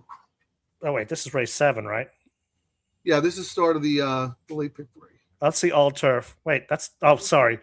I was looking at it. I was going, I don't remember any of those horses. That's because it was yesterday's. Delete that one too. Okay. You haven't even been drinking that much. Well, I was used to you going in. And he who sets up the studio is supposed to clean out the slop, but you're right. I didn't do you that. did not today. clean out the stable, Frank. The stable boy did not clean out the stable. You know what, Kieran? You're absolutely right. I do that every show. I didn't do it. I was a little distracted, but apologies. All right, here we go. Here's the correct one. So yes, my ticket that is alive, I singled the 3 in here. I actually singled it on my skinny ticket up there, and then did a little bit more spread. So I'm happy to see that. You're alive on that bot, the last one, right? So I'm alive on the last one here with 712 on the last. Yes, on the all turf. On the all turf. Yes. And how are you starting your? Right, and this then is the first leg of the late pick 3. So you're starting. This is the late pick 3. I did a little bit more spreading. I mean, down on the bottom, you can see again, I'm singling with the 3, with some spread, Right. and then I'm spreading a little here and singling this 3-2 that could win by 20 lengths, or be chasing an Uber to get home, and then some price. Did you expect this horse to be that much of a? Yes. Really? I was not. 7-2 morning line, 9-5. We're talking about retake, right? The 3. Yeah. I didn't add anything more, but I wrote a lot more about the other horses. But this one, I just thought everything set up really, really well for this horse. But this was a horse that I liked when I went through it, but it wasn't like, oh my God, I'm building my day around this horse. The reason I have this horse as an A is because I really didn't like it much else in the race. You know what I mean? It's like she's my top pick, but not my top pick because I was like, oh my God, this is the one. You know what I mean? When I went through, I threw all the numbers in, and I was like, oh my God, I got 6 horses in this race. The ticket's going to be crazy. So then I was like, I got to find a single. So then I went 3. Then I wrote a Frankian novel about the 8. So I was like, well, if I write this much about a horse, I'm going to make that price my second choice. And then I went 5, 4, 6, 9, AKA you'll see why the tickets are the way they're constructed, But this actually raises a good point. And one of the things we love to do on the show is talk wagering strategy and ticket construction. You said something that is interesting, and I do it, and a lot of players do it. I needed to find a single. Is that right or wrong? I mean, you either have a single or you don't. If you're looking for a single, then you probably don't have a single. Yeah, I mean, I always, I guess, let me clarify. When I go through, I'm always looking to have spread tickets, just so I'm rarely going to single a long shot, which probably might be something I could improve on. Right. Well, especially in these wagers for sure. Right. Yeah. So, I mean, that might be something to work on, but what was in the back of my mind is how much we're just talking up Freshu and how well he is riding right now and is still off the radar. Phil is starting to heat up because his premier meet is incoming, and if you don't, I mean, I'm biased because I've had all my horses with Phil, but I've had all my horses with Phil and I know what the MO is. And the MO is get them ready for the big scene at the beach at Del Mar every year, simple as that. But to my point, it's like, you didn't see this horse and say, this is the horse I'm building my day around. You came back to this horse because you put you're like, I don't want to spend this much money, so I got to plant a flag somewhere. And you chose to plant it here. I'm not saying this is right or wrong, Kieran. I'm just talking it through. No, that was not all singles are created equal. I guess that's my point. It was just, there's so many question marks for the other ones, like the 4 off the boat from my favorite track in Ireland, but they've not been winning off the boat. But this thing might be better than most of the other ones we've seen. The number 5, Sweet Gal of Mine, Voldemort screwed that right up, but it was last year. And you get, Ayusu on, who you mentioned is, right up there in the jockey title, but it's off a year break. Is this a prep for later in the meet or prep for Del Mar? And then you hold grudges like Mussolini. Yeah. Like, is that an Irish trait? I know it's an Italian trait. I'm the one who's supposed to be holding grudges. You guys usually just drink and forget, right? I mean, like, we're... Well, the fact that I got a capital call that was the highest capital call we've ever gotten for Go Phoenix when we should have been getting a big paycheck. Yeah, I'm kind of bitter. Well, speaking about the LRF, we got a message from Larry Danamiller, our man LD, who has horses with LRF, but he also has horses with Adelphi. And Larry sent us a message and said they had a very nice winner today. So wanted to say congrats to LD. He joined us yesterday. Hopefully he'll come back on. But he's our man behind the scenes at Sam Houston. So hopefully he's doing some work. Kieran, before we go through the rest of yours, I'm gonna put this question to you because you're more of a jockey trainer, musical chair guy than I am. In race 8, I wish I knew why Jaramillo is off the 4 for O'Neill. Is it because Fresu is riding well now and wants to give him a chance, or is the 8 the better horse? I have an opinion, but you go first. What did I? Let me see what I wrote. Jaramillo had his choice because he rode Map Me Sexy last out, and he stays on the 8, which is why it would be an upgrade for me because I would assume he had the choice, even though Fresu was racing for him a lot. You go with, he's got O'Neill's in a perfect position. He's got 2 guys, red hot jockeys. Which one does he go back and forth to? I have to think that he gave Jaramillo the choice. Yes. And look, you don't lose anything with Fresu. Nope. He was O'Neill's actually number 1 guy until Jaramillo came here and teamed up with Tom Knust, who's the jockey agent, who was also Doug's, really, really good friend. So those guys were doing work together. But, when O'Neill sent some of his good horses to Kentucky for the big days, he sent Fresu with the horse. So and then nothing there, but I have to think it was Jaramillo's choice, right? Yeah, because look, Jaramillo rode the last 2 races for Joker Went Wild and rode the last races for Map Me Sexy. So whether it was Jaramillo or any other jockey, it was the jockey's got 2 horses in the race. Which one do you want? Is usually what it is. Right. But more importantly, though, I think if you just look at the horses based on their merit and form, I think the 8's the better horse. Correct. We talked about this yesterday. There's a bunch of Calbreds in here. Liam's Map. That's a Kentucky sire. $50,000 stands in Kentucky. Really, really good sire. I think the 8 is just a better horse in general. Would you agree with that? I would agree, yes. Okay. All right. Thank you, Ocho, for the question. I like it. So anyway, I'm sorry, Kieran. We were going through your late pick 3. If you want to throw it back up there. And then we'll look at mine. But yeah, the point I was making is not all singles are created equal. I understand why you did what you did. I wanted to spread some more in other legs. So I had to plant a flag somewhere else. And in race 8, the flag that I did plant there is not like Tate Bates yesterday. This number 5 in the next leg, what is it? 32 chunk. 32 chunk, yeah. Could win. The gates could open and the horse could be crossing the finish line, or it'll be 20 lengths back. What are you going to get? No, I don't think so. I don't think this is a win or last situation. This horse always fires and runs well. Well, my point was I didn't think it was a 3-2 in this race. I agree. That's what I was trying to say. I will say this about the morning lines. I actually like, it's Horse Racing Nation that use an algorithm. Ed DeRosa, Mark Midland, really, really sharp guys. They are very aggressive with with how they price favorites, and they're not afraid to tag a 50-1 on a horse either. No, John White was a phenomenal morning line maker, but he was a lot more conservative. This horse would have been 2-1 if John White was making the line.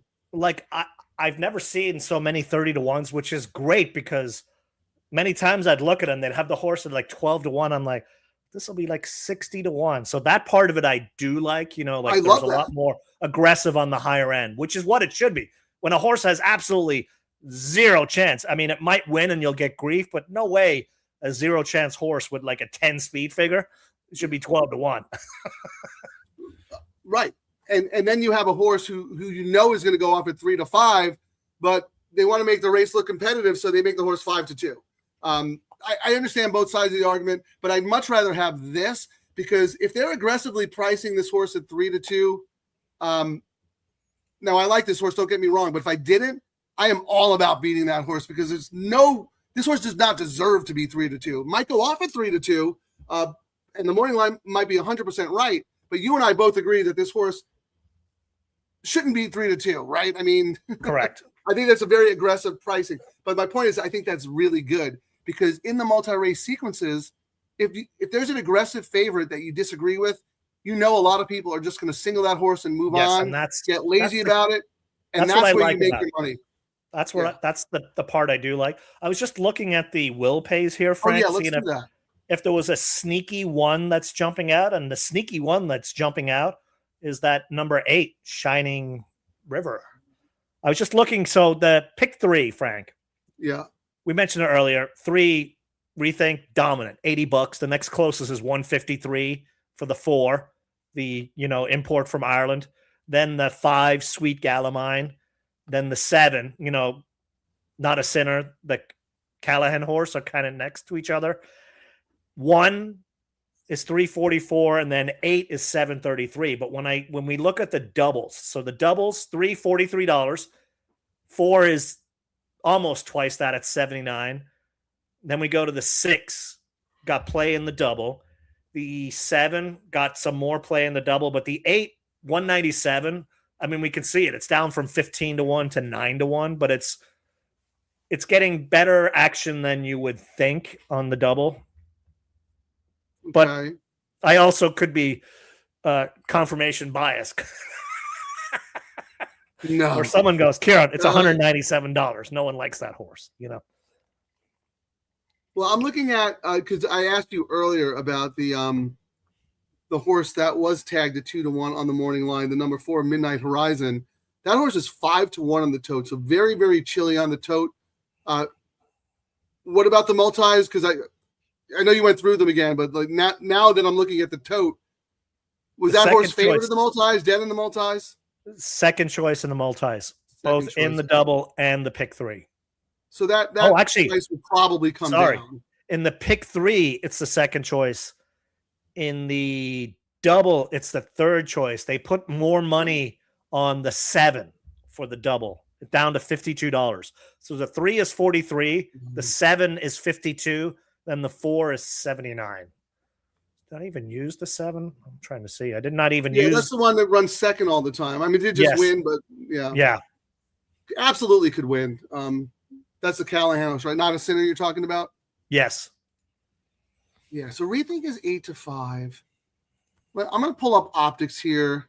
I want to know if late money is going to show up on that Hernandez horse, the 4, because 2-1 on the line and is kind of chilly in the win pool. So optics has it Rethink at 1.6. That's pretty significant.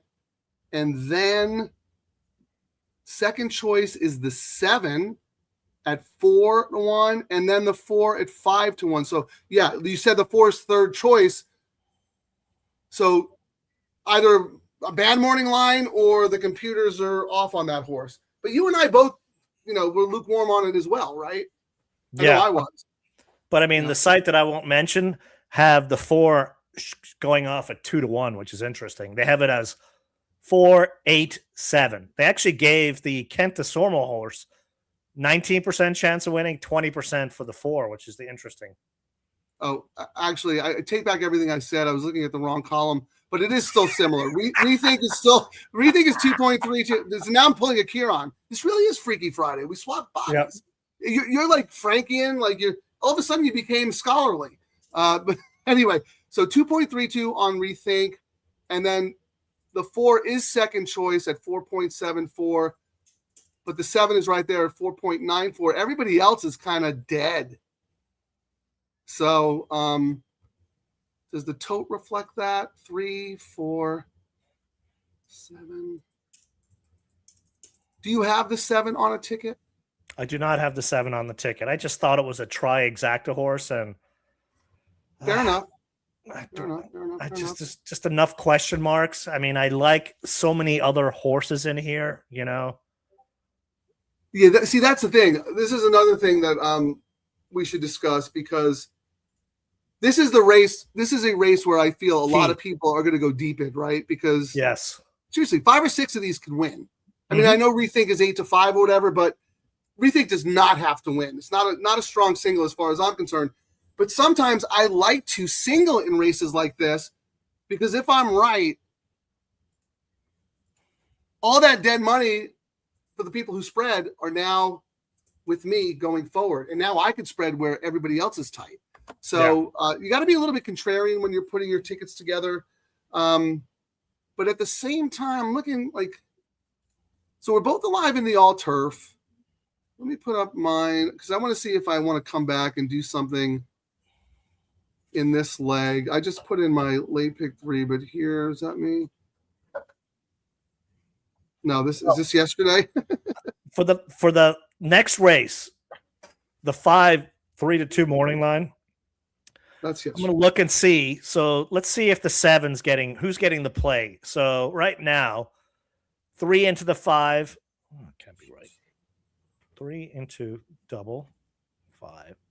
Yeah, what's the favorite double combo right now? 3 into 5 is paying $10. Oh god. 4 into 5 is paying. Well, we saw $5 yesterday into Queen Maxima, so this is double.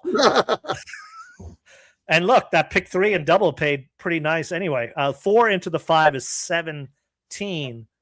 The third choice is the 7 into the 5, Frank. So it's getting play into this race. The 5 might be shorter than 3-2, based on what I'm seeing. And the 5 into the 5 into 5 is 34. So actually, the third choice right now is the 7, not a sinner, that would knock us out of both of our tickets, Frank. Yeah, well, I'm going to come back and play. Might have to pivot. Yeah, I'm going to play a backup ticket here. Using. I'm probably not going to go deep. I'm just going to go. But then.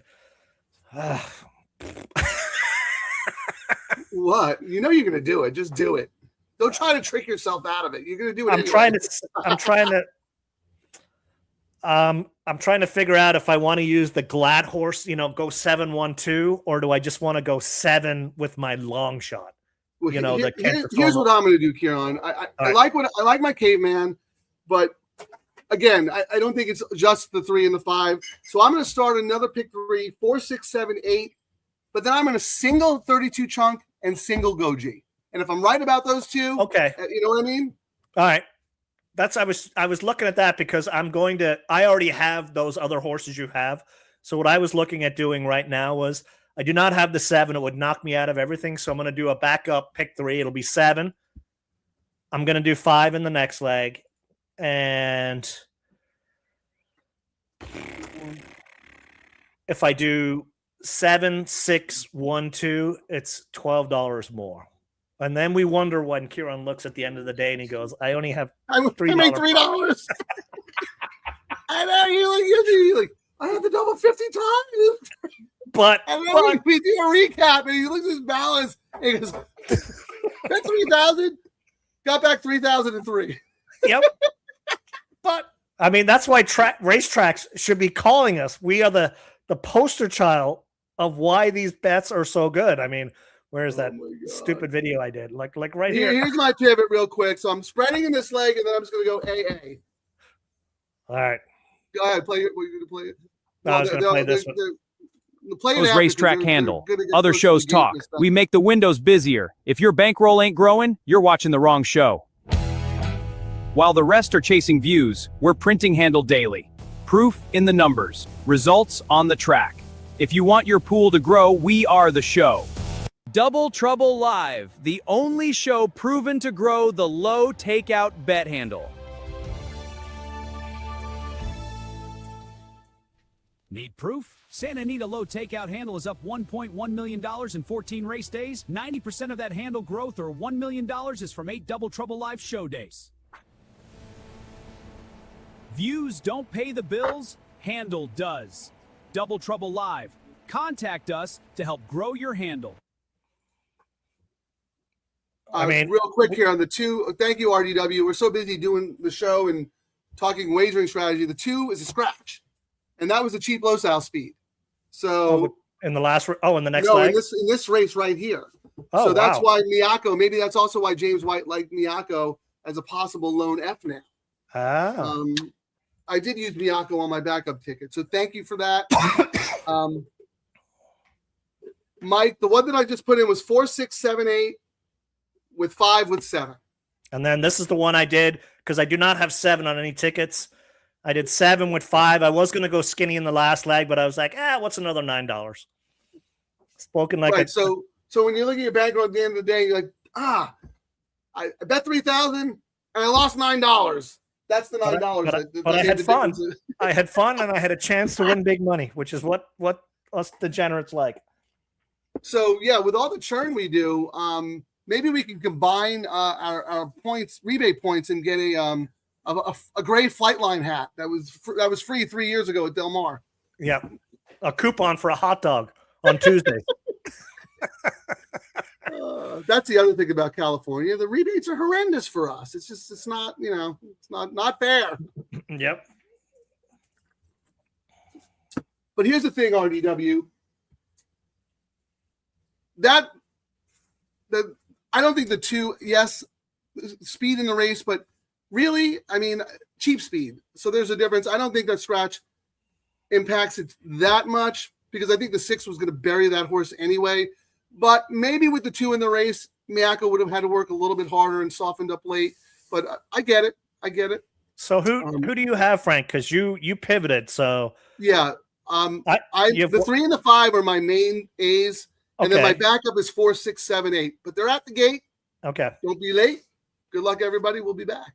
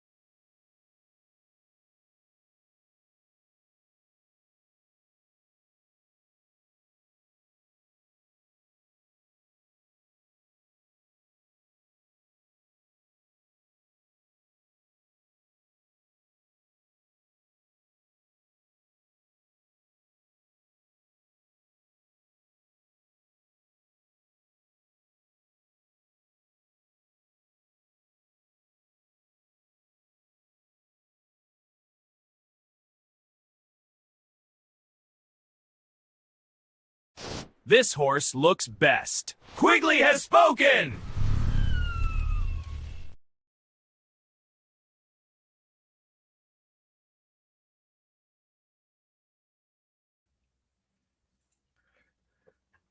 As Tom would say, easy game. Well, here I am going like, well, I don't know. It's like, yeah, the horse is a likely winner, but 3-2. The horse should have been 1-5 the way the horse ran. What a performance! Although I will say, Bill is locked in, huh?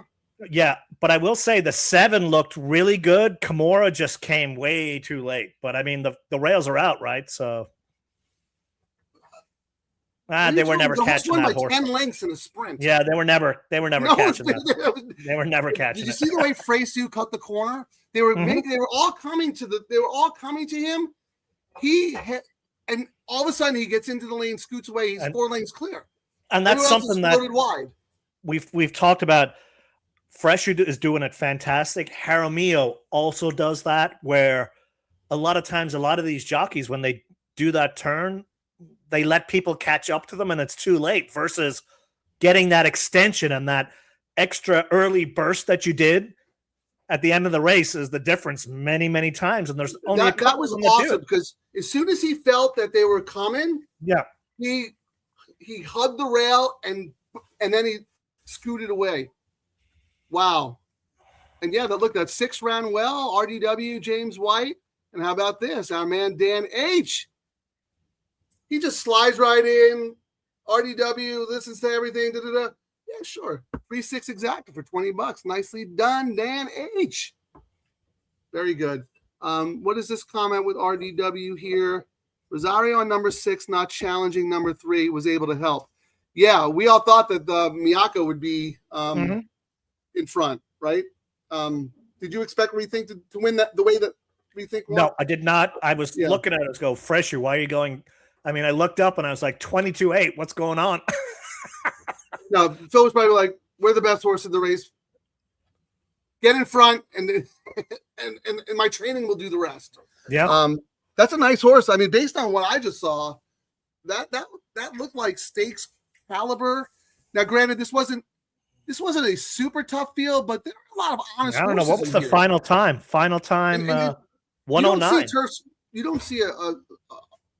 You don't usually see that much margin of victory in a turf sprint. Well, I mean, and the horse was pulling away. 22-8, 45-9. I mean, that was like.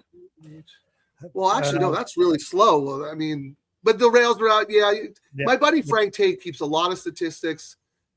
Rails out, opening fractions, where the winners come from, all that stuff. It's hard to tell without looking at the card after. I use racingflow.com for my numbers.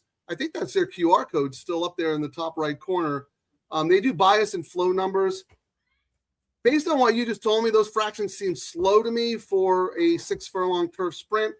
But maybe with the rails out and the run-up time and all that stuff, it wasn't. All I know is that the horse absolutely crushed them.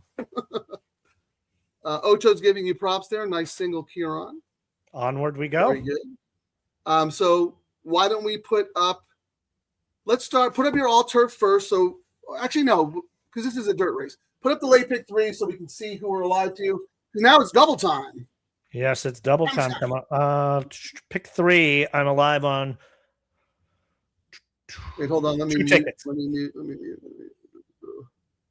All right. I'm alive with my spread tickets, and I'm alive on my single ticket with different spread. So hold on here. So that first one, 385. That was right. So that's alive. 5 with 7, 1, 2, 6. The second one's dead, right? Correct. And then the last one is alive because that was your single spread. Nice. That's really good. Because now look at you got major options here. 5, 8, 3, 6, 7, 6, 8. And if you're asking why are those 2 tickets different, because one of them has like my crazy long bomb shots on it, Right, but you could still hit both of them. Which is great because now I'm alive to them, If the 5 wins, I'm looking great. Hit it twice with some, and you have more coverage. Yep. So yeah, no, I think this is what Nick Sievers was referring to yesterday. You evolved so much, Kieran, because early on. Not that you were doing caveman tickets, but you were. I've just been used to it because I was a that you didn't want to lose, right? Yeah, that's just what I always done. There was no need, I liked all these horses, and I had a similar $150 budget for my pick 4s and pick 5s. You just hit more when you spread like this, and you get more coverage. And that's why I was asking about. Look, you went into the day. And you looked at it, you weren't like, I'm building my whole day around Rethink. You did not think that. But after you did everything and you're like, okay, I have to plant a flag somewhere. And if I'm right and I stuck my tickets correctly, I'm going to have plenty of options. And look where you are now. I mean, that actually was a really, really good single. And then on this ticket, Frank, The 6 is the added bonus because I'm alive on my all turf to 7-1-2, but I really like the 6. So my pick 3 corrects that. So if the 6 knocks me out of my all turf in the last leg, because I don't have the 6, I'm alive to 7-1-2. Right. My pick 3 has the 6. I'm covered there, and it didn't cost me extra. I used the pick 3 to get more coverage, hoping I was going to be alive on my all turf. I mean, when you go down on your all turf, it kind of messes things up a little bit, but. And this is again, we don't know if this is right. We don't know if it's wrong. It's been working for us, but one thing that two things. We promised ourselves that we were gonna do more win bets and be more conscious of that, because you don't want to miss your multis if you have an 8-1 shot who wins and you don't have win money on it. And I think we've been good about that. But trying to plug the leaks in the holes, right? Because remember, you were so frustrated. I had a really good day a couple of weeks ago. I had the right combos. My ticket structure worked out. You had all the same horses. I had all those prices on the wrong tickets. You didn't hit. But your takeaway from that was like, okay, what can I do better? Like, where was the hole in my ticket? And you've been working on that. Like, I think that AI thing that we talked about a couple of days ago is brilliant. Because I have a feeling like I might have that situation where I have all the same horses as you, but I don't hit and you do because you singled rethink there. Yeah, and I mean, it's also coming back to, I said I needed to single, but I needed to single because I wanted to spread. Like I thought if I can connect on some prices and get these singles home, we should be looking at some very handsome pays today, I think. Well, that's exactly what I'm talking about, because that was a wagering decision. That was not a handicapping decision. No, wagering. That was strictly a wagering decision because you wanted to structure your tickets a certain way within a certain budget of your bankroll. And you planted a flag on that horse, and you were right. And here we are. Let me put up my all turf and see what I'm alive to here. Who won that? Oh, this one here, right? 4 won the first leg, right? Correct. And then, so I'm alive to 217. So I don't have your 6 in the all turf. I don't have the 6 in the all turf, Frank. I'm alive on the same all turf as you. Oh, okay. So we're both 217. Oh, right. You're alive on 2 late pick 3 tickets. Okay. And then let me put up my late pick 3. Started with the 5, and I'm just caveman-y. 5, 3, 7. Wow, I'm all about the 217. So I'm gonna have to start looking at some doubles with my. I was just looking at let's look at will pays. I was looking at the will pays into here, Frank. The pick 3, 5 is dominant. $44 for the pick 3. The next closest is the 3, Ahran's, the Sadler's Rosario horse, at 160. Then the 8 and the 6. Cruising for Cali actually is tied with 8, Map Me Sexy. That's on the pick 3. And the double, 5 is paying $11. Second choice is the 3 at 32. Third choice is the 6. Cruising for Cali got money on both the pick 3 and the double, Frank. Did you have that on any of your tickets? I don't think I did. What number is that? And this is 6. what, race 8? Yes, number 6, Cruising for Cali. Here's my order of preference in race 8, Kieran. My A's are 5, 3, 7, and my B's are the 8 and the 6. So I like that horse 5th best. I went one. I liked it 4th best. Yeah, and I just wrote the thing about this race coming up, Frank. It was interesting. A lot of these horses all failed on turf. It was the weirdest. I've not seen it that much, where almost all these other horses sucked on turf last out after winning or running second on dirt before, and then they're all back again. So which one's going to be the real it was deal? almost like there was no race in the book for those horses, right? Yes. So they ran where they could to wait for this race. That's a very good point. We talk about conditions. Before you do say what you're going to say, because I think this is very important going forward, because now we're approaching late double time. And you mentioned this horse earlier, Volcanologist, the Andy Mathis horse in the last race. Our man Charlie has this to say. Gonzalez has been on this horse the last 4 times in workouts. The horse has improved every time. He looked great with the Gonzalez on him. More to come. I had that horse as a B. I do not have that horse on any of my live tickets. So I'm going to have to start looking at doubles to that horse with the ones I like here. Do you have that horse on your tickets there, the 4? I do have it on my last ticket. The last one, and it was the very last one you put in. And it's the one where I also have spread in this race as well. I got 5-8-3-6 in here with 7-6-8-4 in the last. Excuse me. Well, that's because you singled rethink. And so then that allowed you to open things. Thank you, Charlie. That's great info.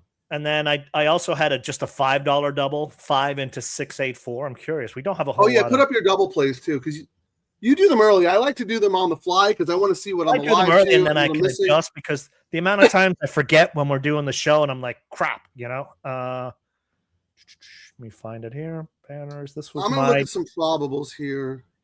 So this was when I originally did my first double, like yesterday's first double that I hedged on that ended up winning. When I first did my first line, I was planning on doing this for $75, 5 with 7.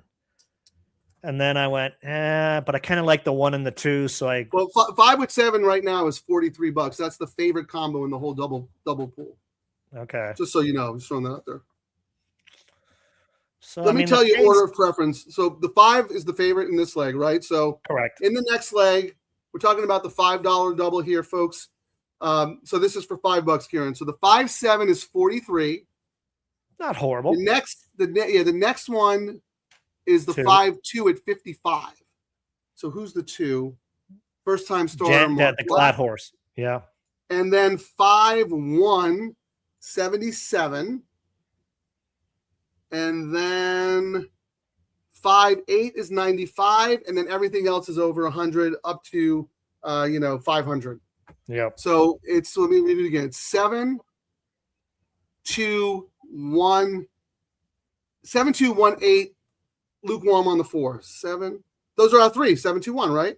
Yep. 1, 8, and 4. So, and the 4 is that's volcanologist. Okay. Yeah. So I mean, the 5 into the 4 is 140. The 5 into the 6 is 209. The 5 into the 8 is 95, but I don't like it enough to modify, my $5 double there. My other double is $25, 5 into 1. So that'll be 5 times 350, 250, and 200.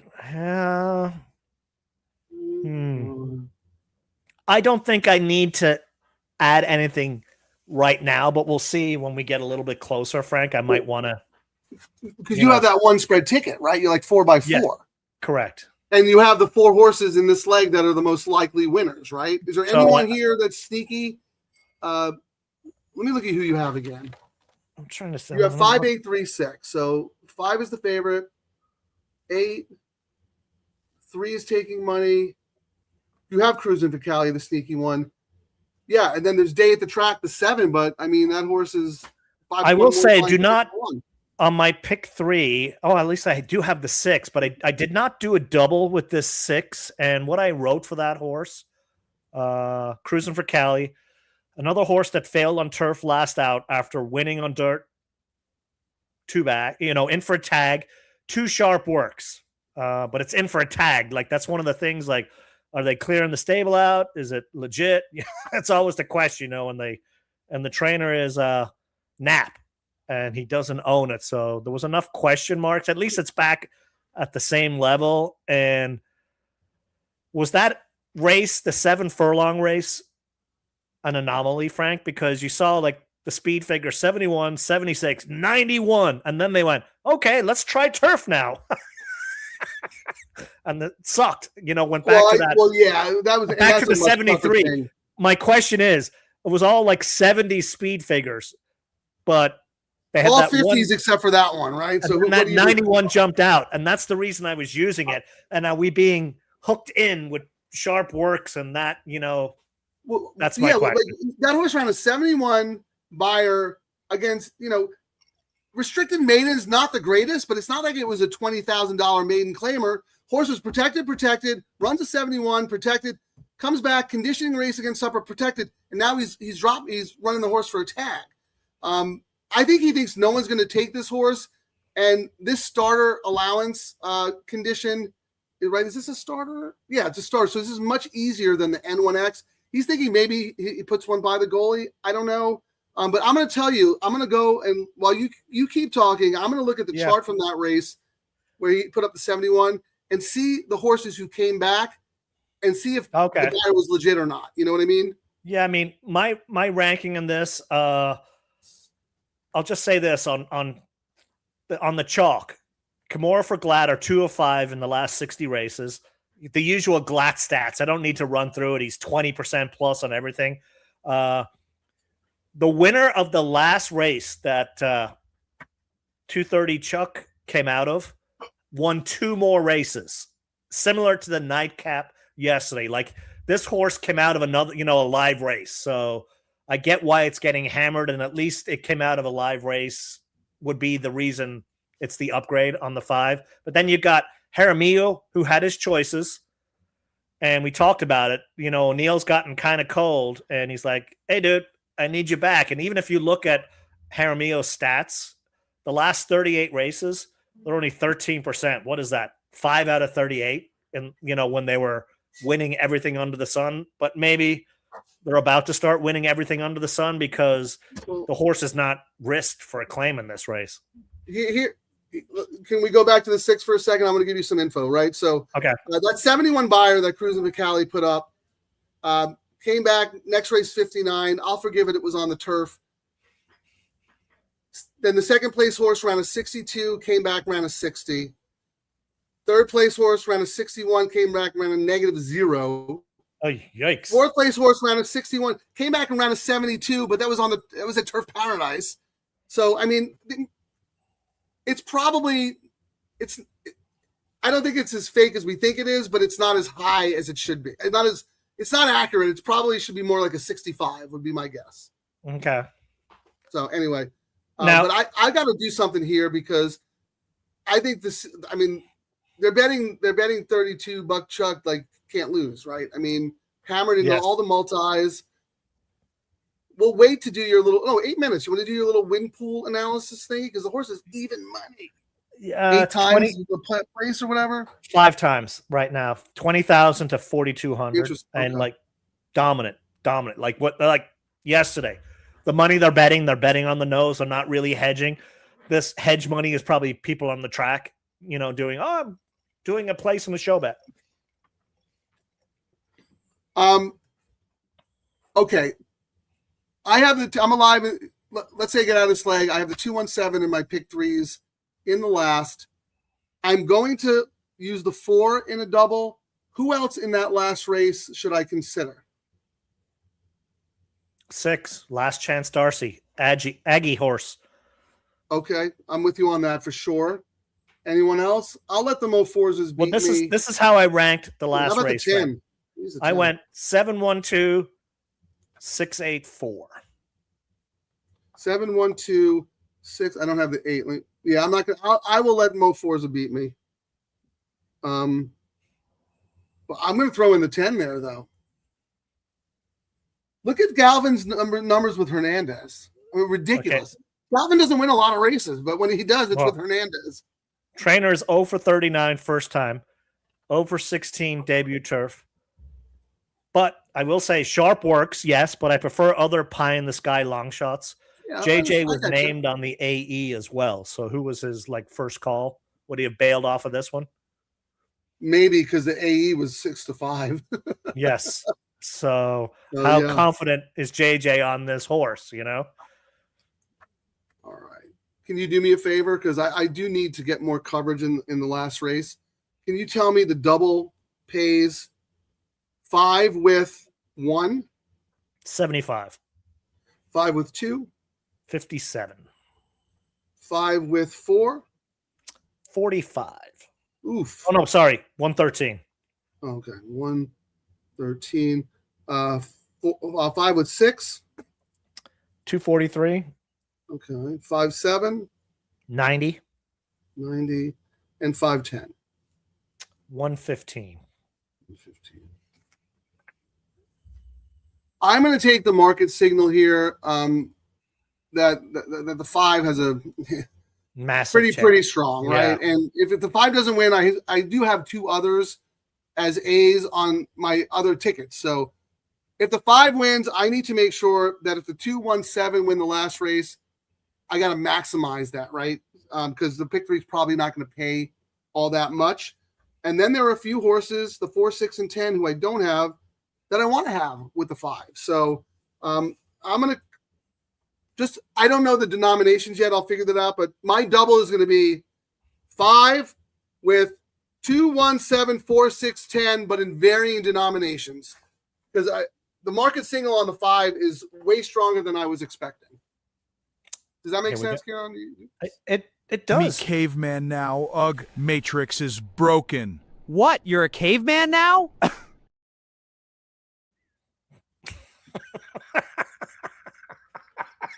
You got to spend money to make money, right? As the wife says, at least I find my jokes entertaining. And I was like, yeah, I do. So, yeah. At least with your jokes, like a lot of people, also find them entertaining.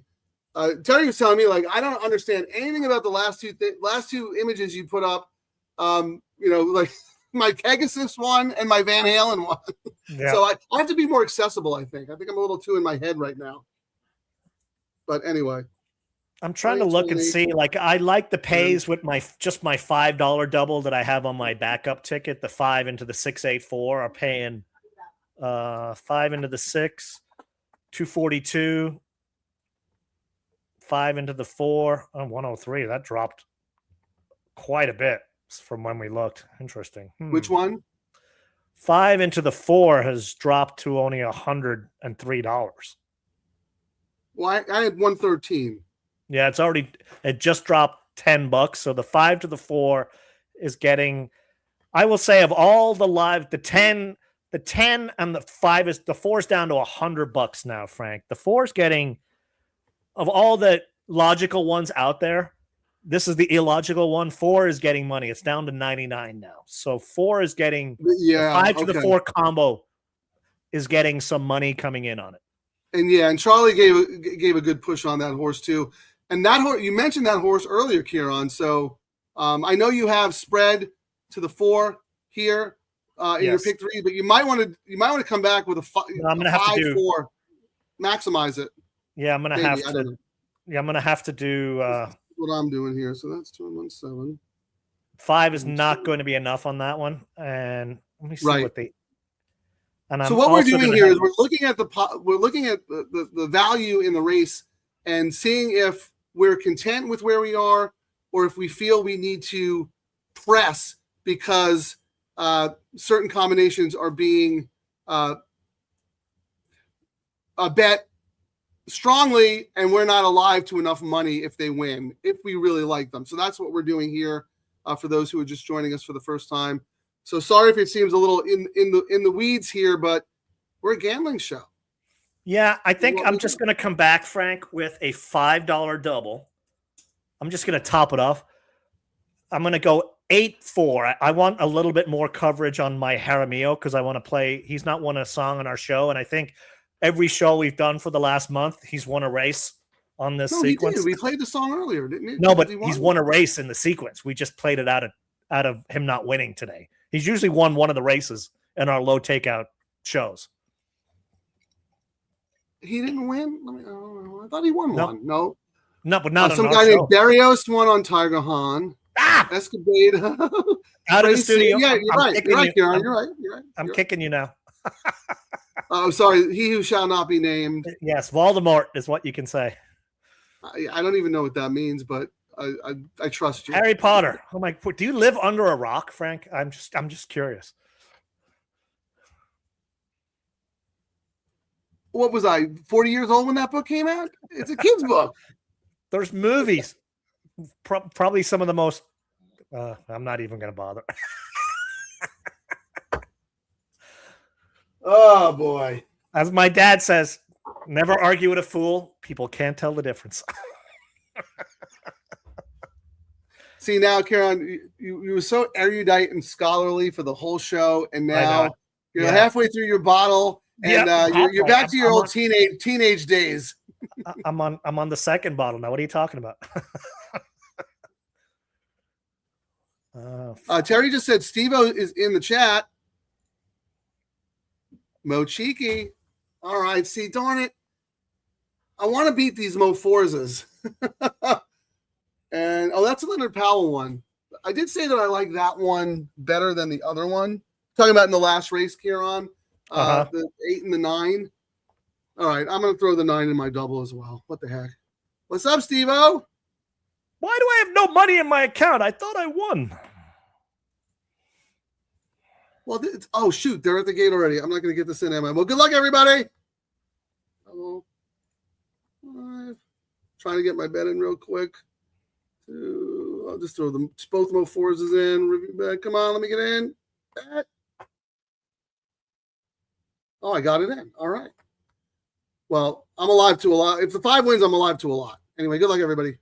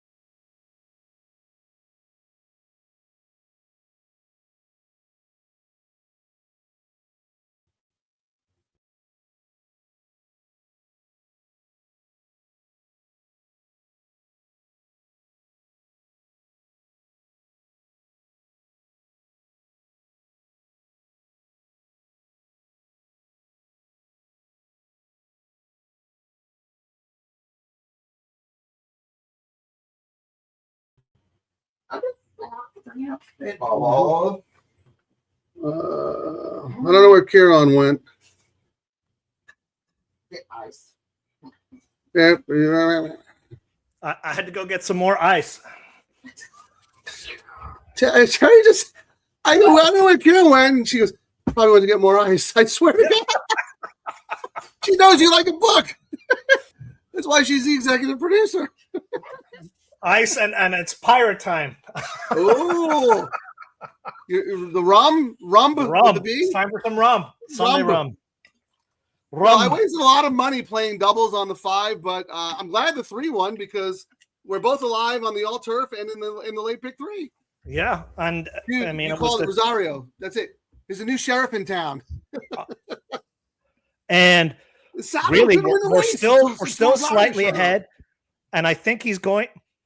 His Wait, say again, timing. I missed it. I'm saying his timing is like he won great there, but his timing is still slightly off.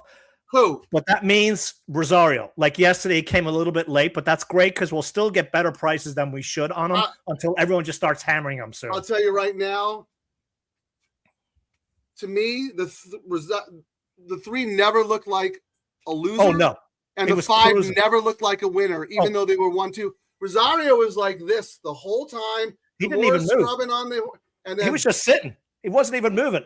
Kimura was like, "Come on, you nag." yeah, he started scrubbing on the horse, and I was like, the only way Kimura wins is if the three just hits the wall because Sadler's been a little cold.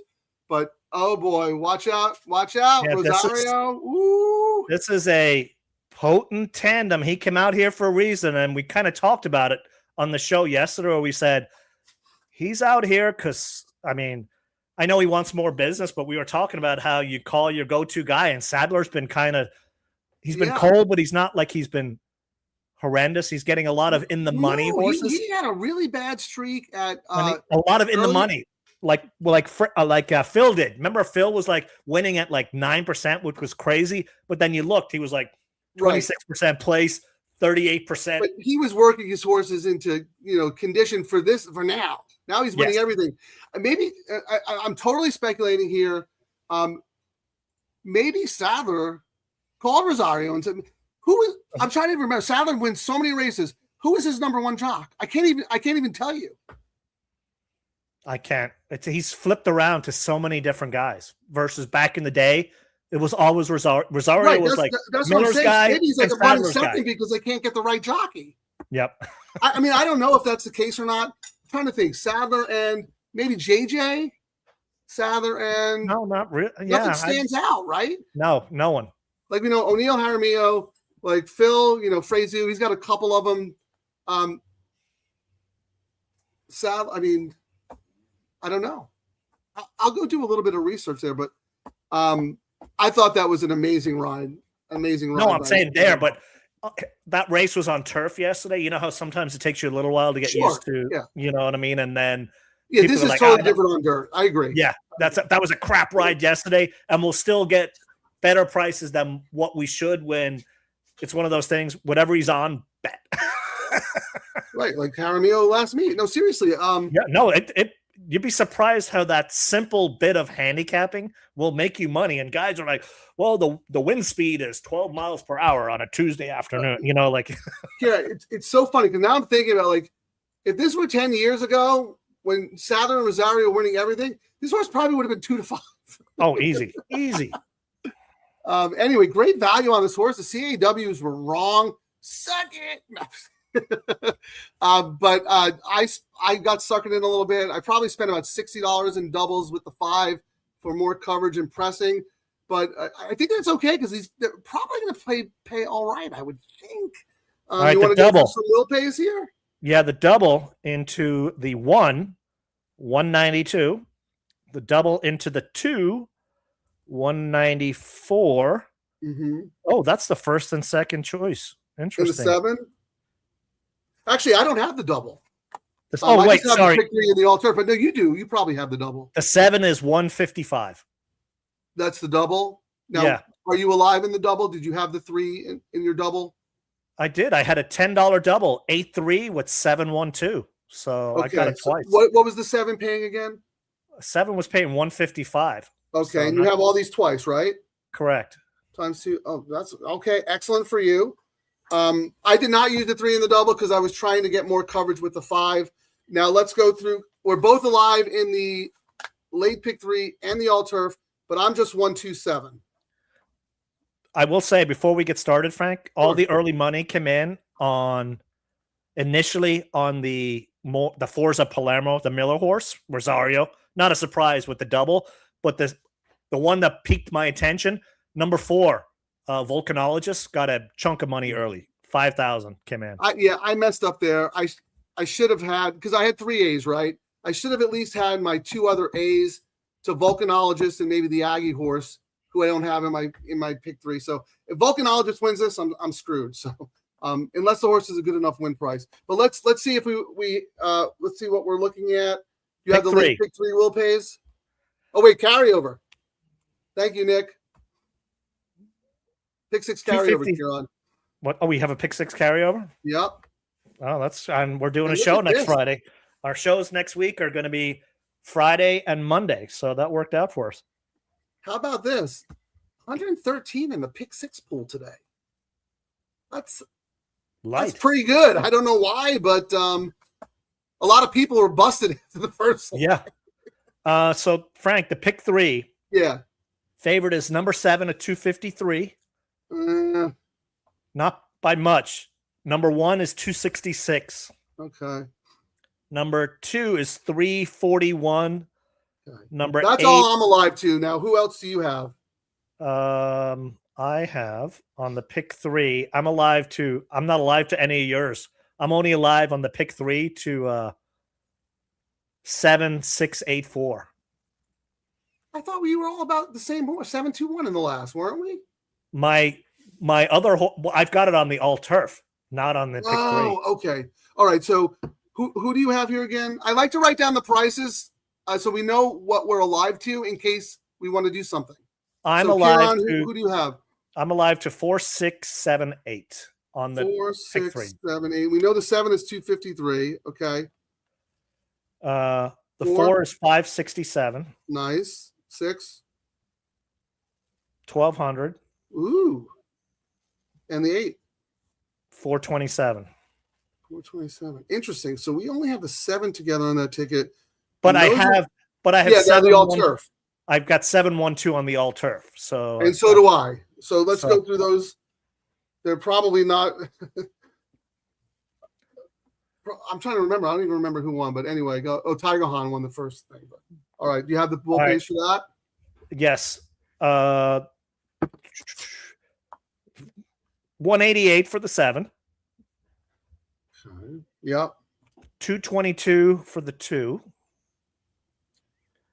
And 271 for the 1.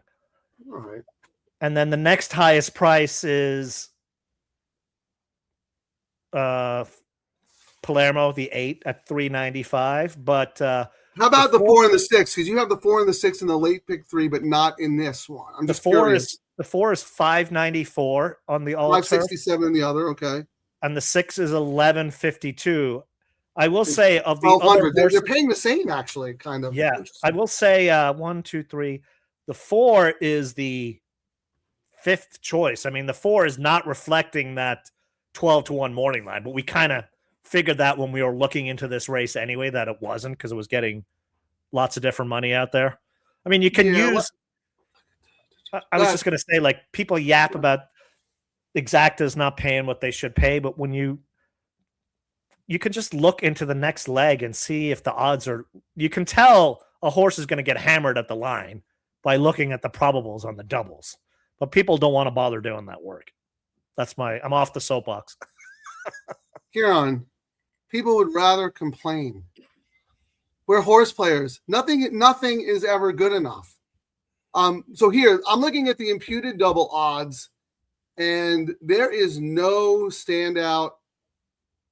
You have the 7 at 4.0, the 2 at 5.12, the 1 at 5.30, and then the 4 at 7.55, and then the 8 at 8.51. So my exposure, and the 9.35. So based on that, my major threats are the 4, the 8, and the 10. And I will say, that site who doesn't want to pay, they have the 8 as the top pick, but only 14%. You know, that's like that might be. It's like it has to be a pedigree thing, right? Because I mean, yeah, probably, yeah. And they got the 2 in second choice, so it's probably just who knows what the algorithm they spit out does. But well, actually, you know what I meant to? We didn't talk about it. I forgot all about it. Race 7. Where did that Irish horse finish? I never thought to look. Well, I'll tell you if it was 4. in the top 4. Race 7 came 3, 6, 7, 5, 1, 4. Those first timers, like the Irish horses, even though they're very much it more. Depends on the trainer, right? Like D'Amato, D'Amato's like so good with those kind of horses. But the Hess, was that the Hess horse? No, that was the Who was that? Powell. Oh, the Hernandez, the one with JJ. Yeah. Oh, the Dan Blacker. Yeah. Yeah. So that's stats of certain trainers sucking when they bring it over. I mean, and it goes back to that point. I'm probably going to get knocked out on a ticket now.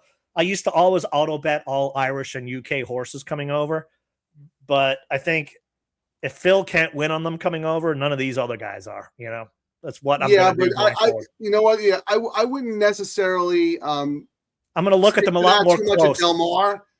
Del Mar will be different, correct? Like Mark Glatt, and I'll tell you, Mark Glatt and Jeff Mullins will probably have some imports that are going to be really good because they Rancho Temescal and I always forget, is it not Old English, but I forget Red Barons or whatever.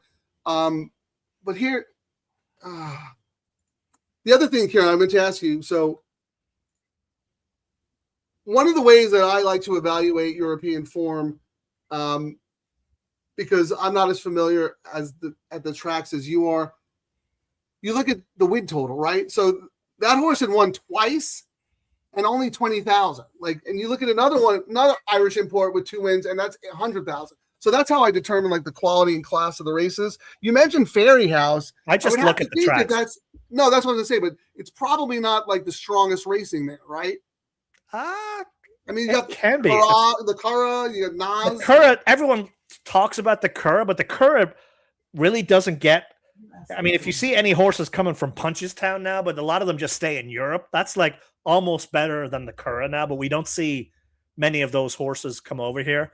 If you're looking at UK format, it's always like Ascot, you know, and Royal Ascot, but Newmarket is like the Santa Anita, you know, Gulfstream Park of the UK type of, you know, like when I guess my question to you is if you had two Irish horses, one last raced and one at Fairy House and one last raced and one at the Curragh, I'd have to think the Curragh races are a little more classy. But yes. I could be wrong. I don't know. Also depends how long off the boat. Right, and the trainer and all that stuff. Yeah. But and what about Ballinrobe? This horse raced at Ballinrobe. Those are my favorite tracks to go to. They just or is that Ballinrobe? They just pop up out of the blue. Like it's a field 11 months out of the year, and then there's a horse race. That's what amazes me about Australia. Like they like 8,000 tracks there. Mm-hmm. It's amazing to me. Well, the same. If you ever are in Ireland in September, one of the most unique races there are, it's the Baytown races in Ireland. When the tide goes out, you have to walk a mile, you know, to the sea, and they hold the races, and they hold the horse races in September on the beach. It's the most unique, you know, like they're 5 furlong races, but they're on the beach. It's the coolest thing. What is it called? Baytown races. I have to see it. It's been a while. Where in Ireland is it? It's not too. It's about 30 miles north of Dublin. That sounds amazing. And the other thing, like, I would love to see the races on the beach. I would love to see the Palio in Siena. And how about I don't know if it's St. Moritz or whatever, but I think when they run on the snow in Switzerland, I think it is. Oh, like, no. I said cool. Baytown. I meant to say Laytown races. Jeez, I shouldn't even know better. I live next to the damn thing. Kieran, do you ever get anything right when it comes to names? No, I usually mess up names all the time. So Kiernan, Cialis, Kieran, Claren is the one that gets me the most. Clarence. You think the I is an L, Clarence? All right, hold on. We got to get serious here because I'm exposed a little bit, and I think it was Mike Whalen who asked, should we look at some tries and whatnot? What do you guys want to look at? Kieran, I would like to look at the 1, 2, and 7 with the 4 in some combination because I think the 4 is my biggest threat. Are they really going to pay much? 5 to 1 is enough for me to win the money on the horse. Yeah, I mean, the 1 is 5 to 1, the 6 is 2 to 1, the 4, which should have been the value, is 5 to 1. We're not getting much. Well, why don't you? Let's do the lowest one. How about 7? Well, 7, let me ask 2, you this 1. first. Let me ask you this. What was your order in ranking? The 7? I went 7, 1, 2. Okay, same as me. Now let me ask you this, can you give me your notes on the 7? Because I thought the 7 was awful last time. But now back on turf. But I'd like to hear what you have here on Fresh Shoe for Papa are 29%. Papa is 31% when his horse is a beaten favorite. This is when they come back? Yes, if they lost the last race, it's the favorite. And That's come a back great stat. I never heard that stat before. So they come back 30% of the time and win. Yes. If his horse in the last race was a favorite and then comes back, a third of the time the horse wins right back. So that is a great stat, because that tells me that maybe the jock screwed up, or maybe something went wrong. It's not a small sample size, Frank. It's 61 races, 31% of the time it comes back and win, 56% in the money, and the most important thing, flat bet profit. So when he does it, and then Fresh Shoe is 29% for Papa for a big. Can I ask you one more question on that stat, Karen? I don't know, probably doesn't get this detailed, but do you think it's when they come back at the same level, or does he drop them, or do they not distinguish between like class levels? Just says, whatever, beaten favorite. That's it. Right.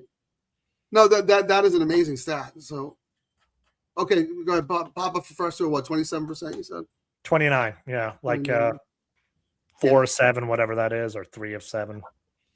That horse, that horse has to bounce back today. But I also said on that one, Frank, I said this will be the CAW pick if I was to guess.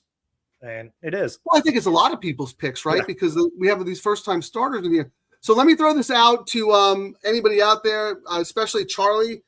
Anything on the first-time starters? I know you gave us a push on Volcanologist, working well with Ricky Up. And look at Mathis. This is the sneakiest one getting money. We've got 17K on the 7, Frank, but we got 11K on the 4, 10K on the 1, 10K on the 8. Number 4, based on the betting, is very, very live. Yeah. I guess we could do. We've got between us 7, 1, 2. Maybe we start doing. Like, do we put the 7 on top with 1, 2, 6, or do we put the 4? Like, I'm trying to figure out how we can do a try here that doesn't get exponentially spend all our profits. With 1, I'm just writing something down. We need a price in there to make. Well, no, let's look at the probables. They might be good because a bunch of them are 3. They're all. What is 7? What's 7 with 1, 2? Okay, ladies and gentlemen, we're using the trifecta probable tool to see from the if there's other any ADW. I just threw that out there so someone can talk smack and send a text to someone, like yesterday. No more Mr. Nice Guys. We're not giving anyone any credit unless we get something in return. Correct.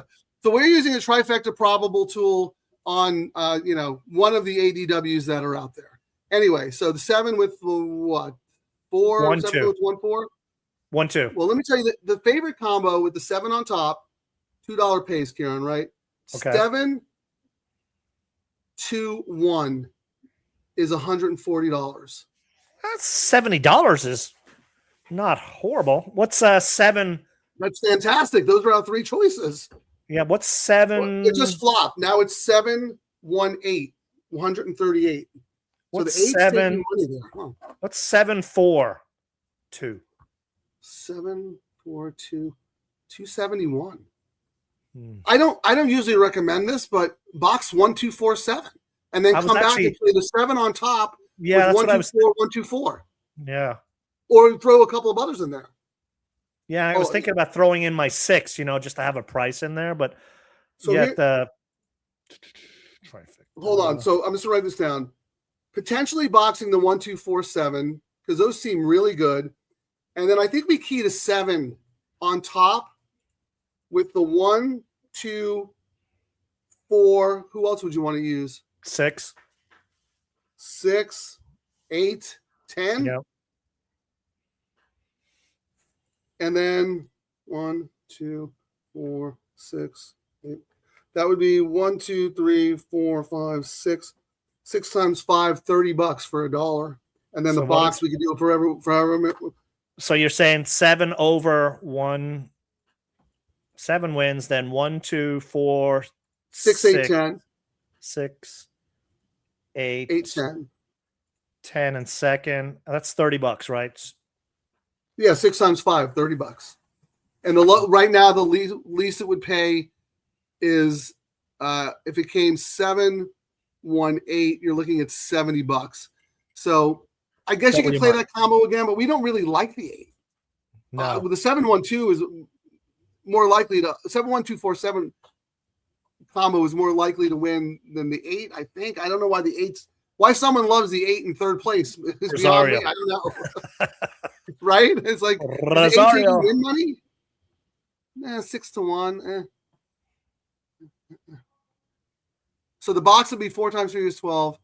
Why don't I do the box and you do the key? I'll do the box for 4.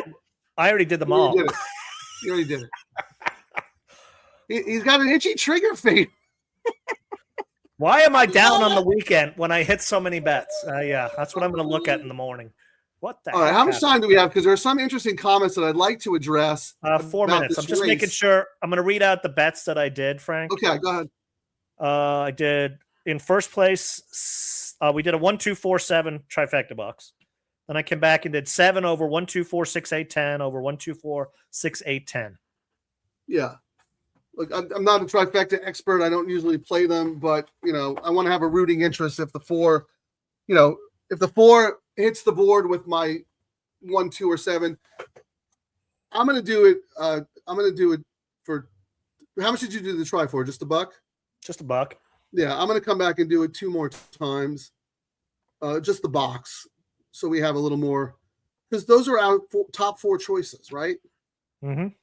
So that's all right. 1, 2, 4, 7. I'm just going to box those. I mean, I need the reason that we're considering this and actually doing it is because I'm exposed to the 4. The 4 is sneaky. Charlie gave a push on the 4. Kieran liked the 4. I don't have the 4 in any iteration, and that's my fault because I should have had my ace to the 4 in the double. So if the 4 hits the board with the 3 horses I like, I need to get paid a little bit. So that's why we're doing this. Any win money considerations for you, Kieran? Funny, 5 to 1, 5 to 1, 5 to 1 on the one. They're not enough. Everything's like to the point where we can't. Where this actually is a race where it makes sense to do the try, and we don't usually say that too often. I'm shocked at how light the 3 is, but I think there's just money spreading around to other horses. Wait, what do you mean? How light the 3 is? 3 is a like bomb. It's like 5 to 2. Like I figured it would have been 6 to 5, or you know what I mean. Like they would have hammered the crap out of them. The 3, the 7. I'm sorry, the 7. Goji. Wow. I thought it'd be a lot lower. You thought that was going to be the CAW horse, and it's not. I did, no one has and I thought they would hammer it here. more. Yeah, but they're kind of spreading. So I wonder if that has to do with maybe the pick 6 situation. I am a little surprised too, because that looks like a horse that would go off at 8 to 5, when the gates open. Well, there's a carryover, and I'm looking at the lowest pay on the carryovers, Frank, and it's the 2 at 1851, the 1 at 2300, the 7 at 3200. Let me see if the pick 5. Yeah, nobody is alive. That's wild. The pick 5, the 1 is 1713, the 7 is 1719, then the 2 is 2183, the 8 got play at 2,500, and the 4 again 3,900. I mean, the 4 is like 4th or 5th choice, but it was the betting on the 4. We're seeing the 5 to 1. The morning line was not correct. Yeah. No, that was the horse. This is what I should have done. Pick 4. Jaramillo is the favorite as well, Frank. 362. Second choice, the 2, 440. Third choice, the 7, 447. Really, the 1 is the favorite in the pick 4 over the 7. Yep. So the 7 is kind of like the betting of the 7. Like if I were all about the market signal, there's nothing about the betting on the 7 that would make me want to bet the 7. I think we might be playing Jaramillo's song just based on what's happening. I'd be fine with that. We would all. I think we're going to see Jaramillo go off at 3. Let it begin. Go off at like 3-1 or 7-2 or. Yeah, but not overwhelming, right? No, they don't know. Doesn't look like the CAWs like anybody here, to be honest with you. Yeah, they don't know, and this is a race too. Favorite wins 30%, or 40% of the time it's a price over 5-1. So it's you either get the low price in or a big price. Typically, main special weights are pretty formful, but it's a little tough here because it's on the turf and we have a couple of first-time starters. They're going to the gate, but I just want to look real quick if anybody has anything about the workouts in here. Stephen E says, don't forget JJ in the last race. Yeah, I think we used that horse in the trifecta. Steve-O's got some info on Mochiki. Everybody, look at the comments. We didn't get a chance to get to them, but no, we didn't type in our trifecta for the crew. That's our bad shit. So. 1, 2, 4, 7 box and 7 over 1, 2, 4, 6, 8, 10. 1, 2, 4, 6, 8, 10. Yeah, we need an AI assistant that just translates all this stuff, transcribes it. All right, they're loading, Caroline. Good luck. Let's get one of our 712 would be great for all of us. Yep.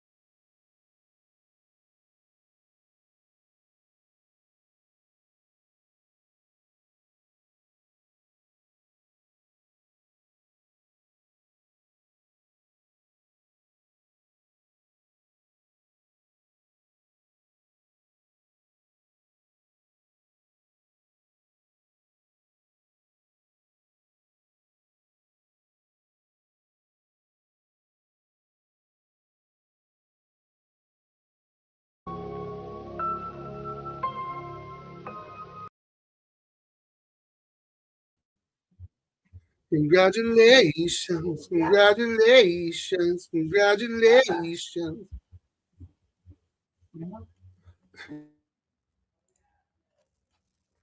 That was a sweat, though. I thought it was never. I thought the 7 was never going to get there, but I didn't think the photo was close. Yeah, they waited a long time. The horse was already saddle, legs, everything was past, but you never know. Yikes! That was almost the 5. I did not. Praise you carried that horse home. And you know what? Here were my rankings: 2, 1, 7, 5. My 5 was the first B, but I also had 6, 4, 10, 12. But anyway, and a win is a win is a win. and I was bad because I should have mentioned in here, Frank, and I didn't even do it. I need to get in the habit of reading what I had for the number 5, Frank. Come on, Ohm.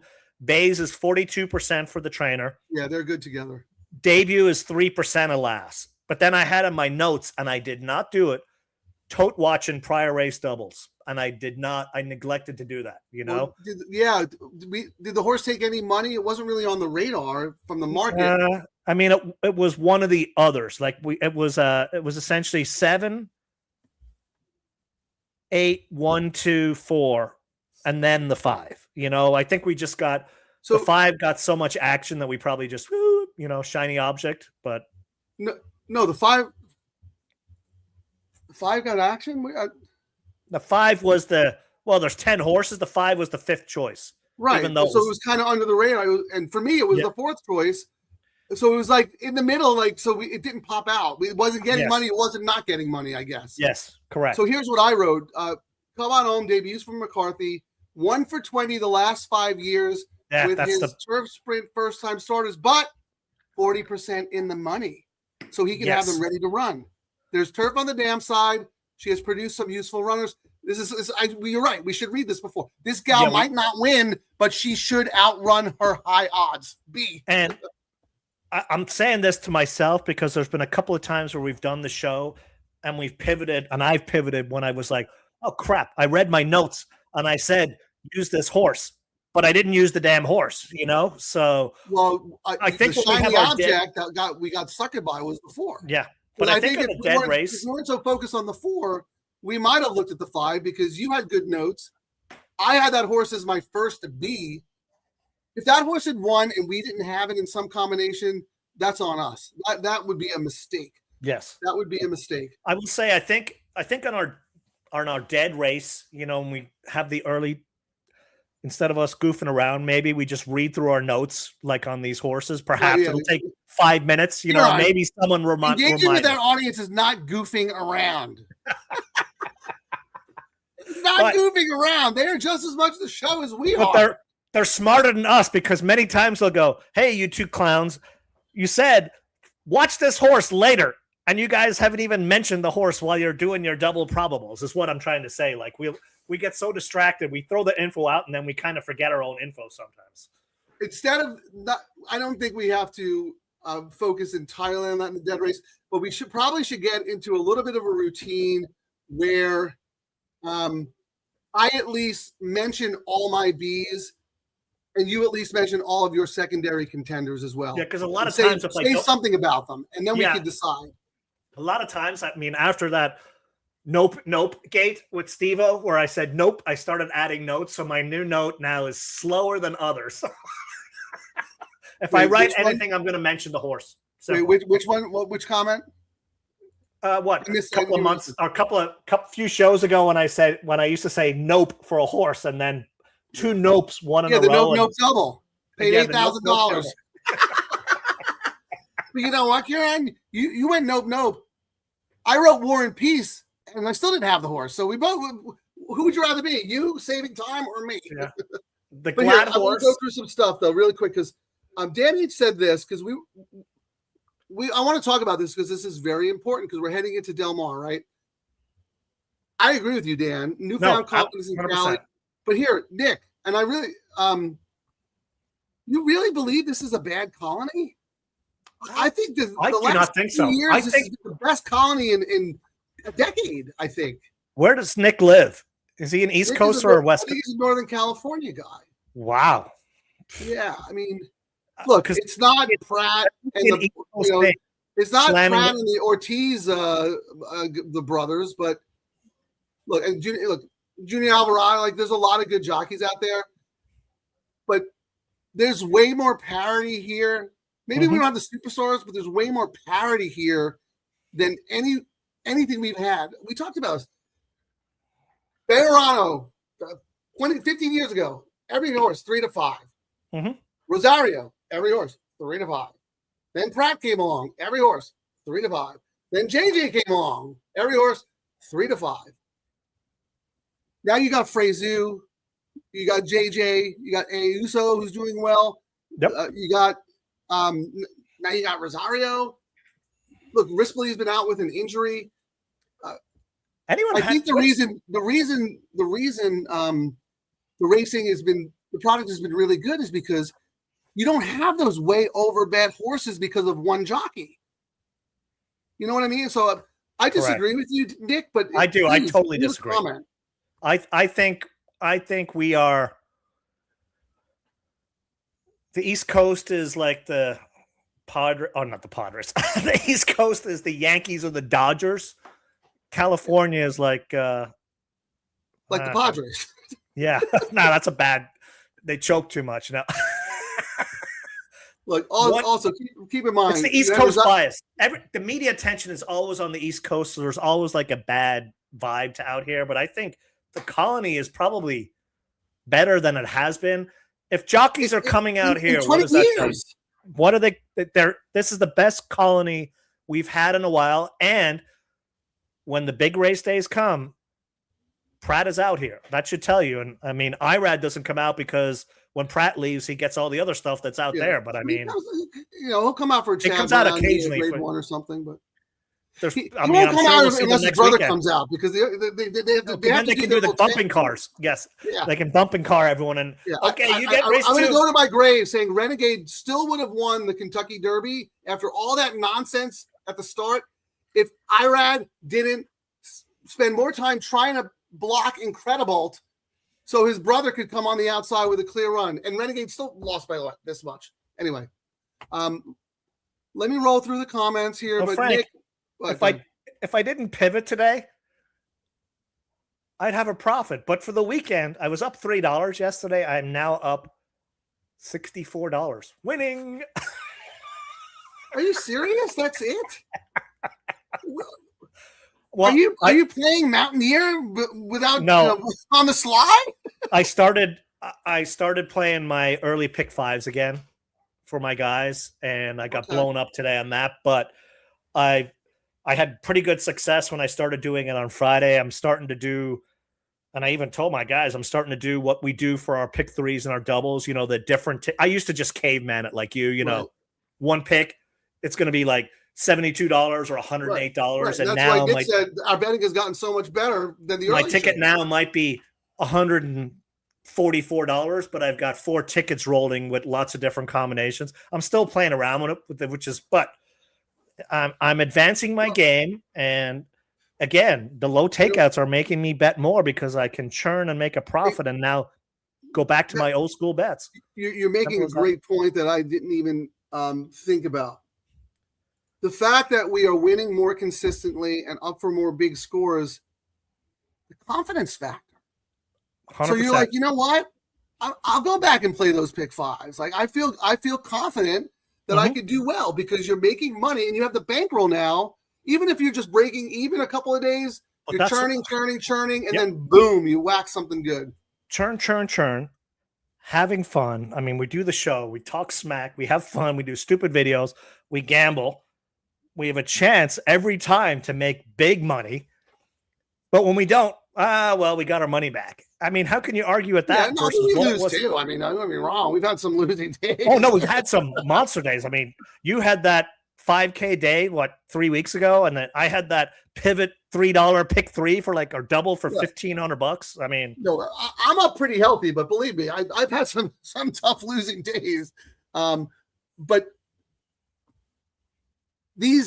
having a tough, 5 years ago when you had a tough losing day, it became very tough to dig out of it because you would hit a pick 4 the next day that should have paid $8,000 and it pays 300. I mean, like it was impossible. It was impossible to make money, at least for me as a horse player. I don't know about anybody else, but my handle slowed down to a drip.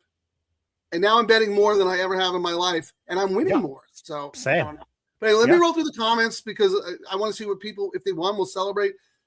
Jay had the 7 for the all turf, and he had the 7 in the double. Congratulations, my friend. Put your beer on my tab, $3.50. Just give the bartender a $5. Keep the change. God, can you imagine $3.50, Kieran? Yep. What would Mark Gelding be doing? I mean, like he'd never show up for work. That is true. How we do in the Preakness, Steve-O? We'll loop back about that maybe another time. Kieran sniffed that horse out in the market. I did not like that horse at all.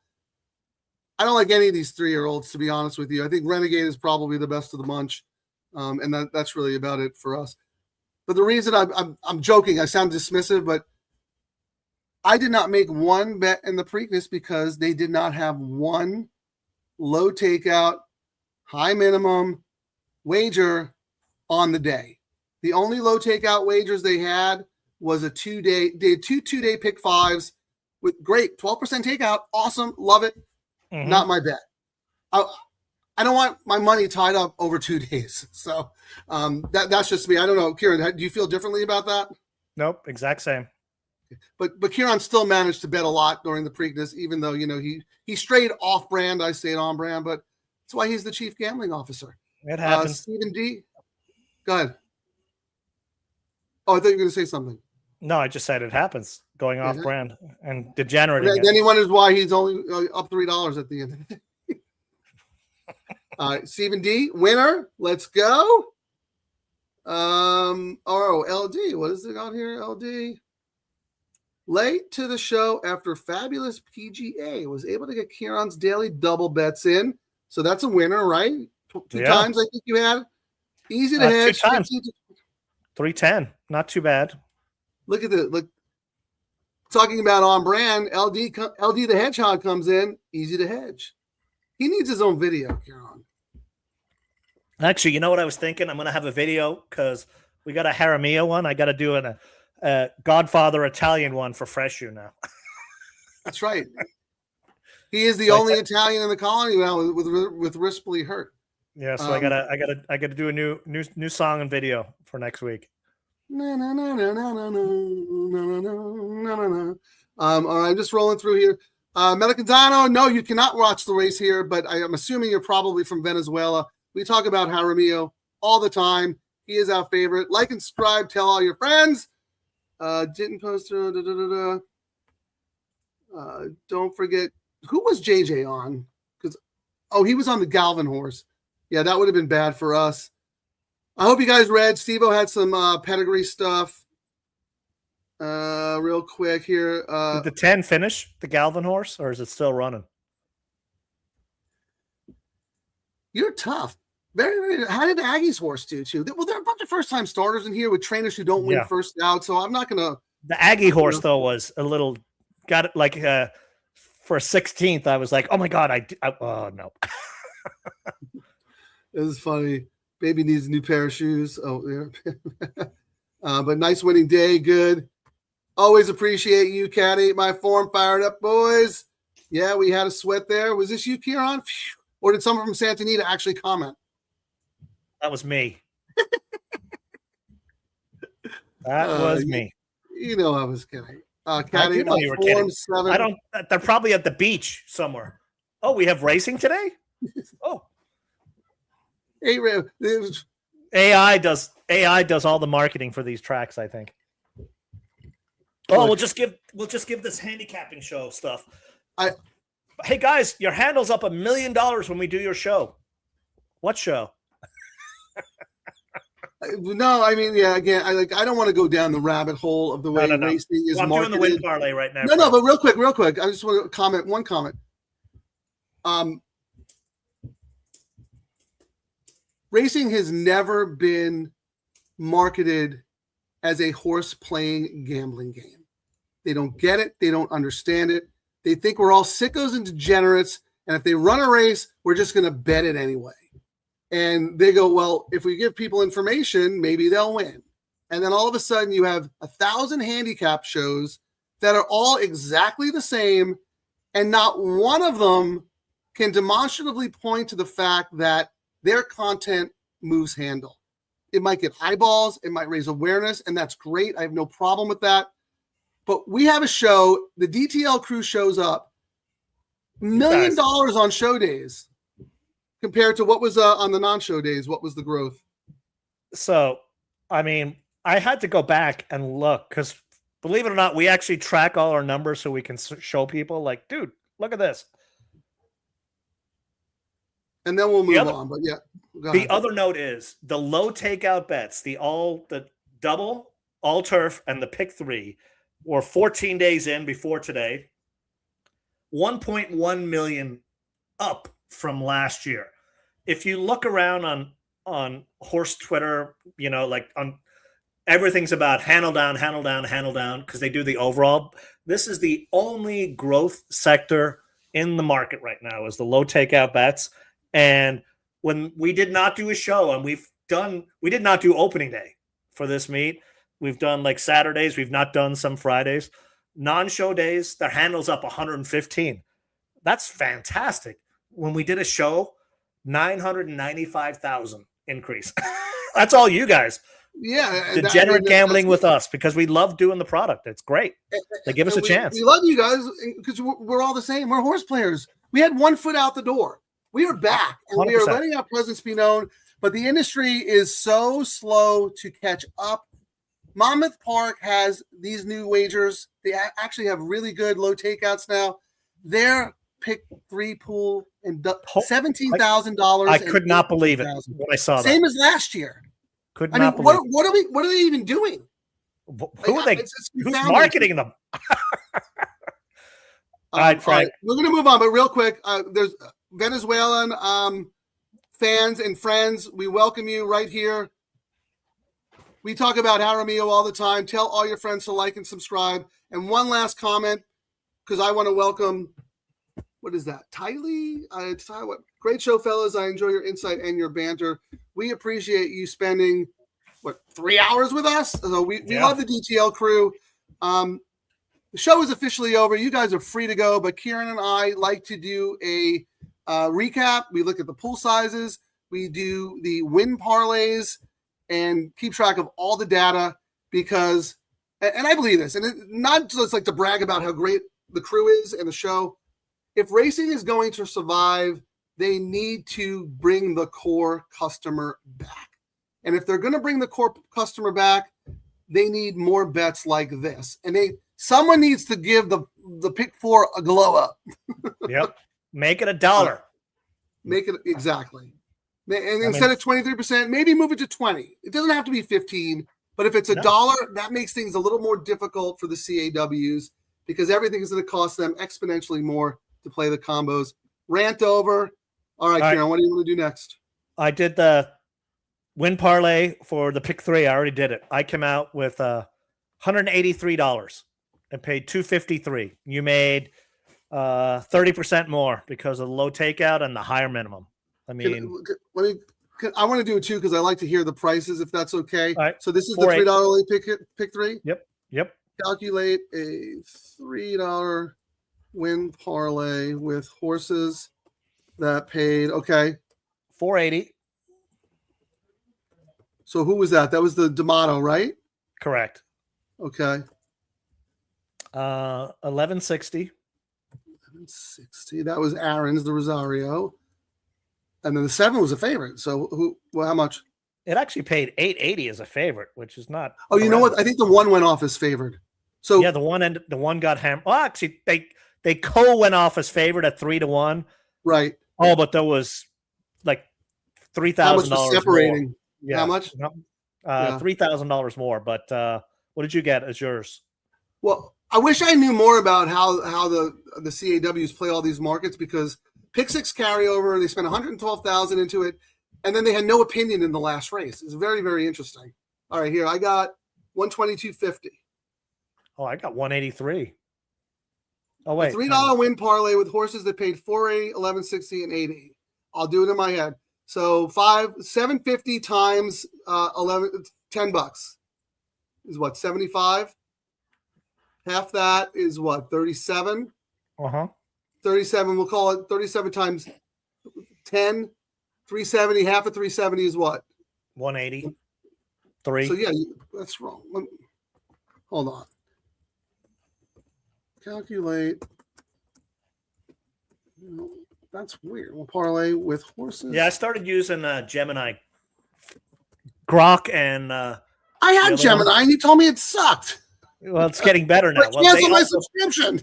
They all go back and forth, Frank. This is the new money grab is AI, and they're going to get. It's like, remember when cable was so easy? You could watch every channel on cable, and your bill was $100, and then they just kept the cable companies. Eventually, it was like $200. You're like, screw this. I'm going to start streaming for $12. And now you look at your bill, every channel's like $40, and you look now and your cable bill's $500 for all the streaming services. AI is going to do the same. Hey, here's a little taste. I'm doing it with the calculator because I'm very confused as to why it's not coming out correctly. So divided by 2, and then in the last race, 41 and 880 times. Yeah, I know. You have 18 subscriptions, and you like only watch one of them, and you forget you have the other. And divided by 2, 183. Yeah, ChatGPT is wrong. It's unbelievable. I got 183. You know what? We're going to do that. You're going to do it on AI, and I'm going to do it on the calculator to confirm. So I have 183. Is that what you got? 183.74. Yep, and it paid $253. That's correct. So you made 30% more, way more than the takeout. With the high minimum is the key ingredient there. And then for the double, I came out for it paying 128. Oh wait, I said ChatGPT. I said wrong. You're a clown. You're right. I mistakenly treated the payoffs as profit. They redid it, 183.74. I think Mark Gelding just got a job at ChatGPT. He's actually the one working behind the scenes. This is unbelievable to me. They don't listen. They think they're smarter than us. One day they will be, but not right now. But anyway, you do it, and I'll do the calculator. So $5, right? Yeah, I came out with 128. It paid 155. What are the numbers? Well, you got 1160 with 880. Okay, 11. So this is how you do it if you want to do it on your calculator. You take 1160. You do half that, right? Mm-hmm. So that's 580, and then you put it back in plus 1160, and you do it again plus 1160. That's your $5. And then you take that and you times it by the next one, which is what? 880 times 8. So that was 20. You had $29 times 880. That's $255, but you got to half it for the dollar. I mean, for this $2, 127. Correct, and it paid 155. That's the double, right? Correct. And you're just making these higher. The low takeout is part of the. It's sauce. huge. But what is the separator? And there's a reason why Churchill and these other tracks aren't doing it is the separator is the higher minimums. That is the big player friendly part. And there's still people complaining that there's people out there who would want the pick 3 to be 5 cents, I think, so they could play every combination. And then they're complaining that they're only getting 4 cents back on it. Well, it's because they can cover every combination. The higher you go, exponentially more expensive. You don't get paid as much.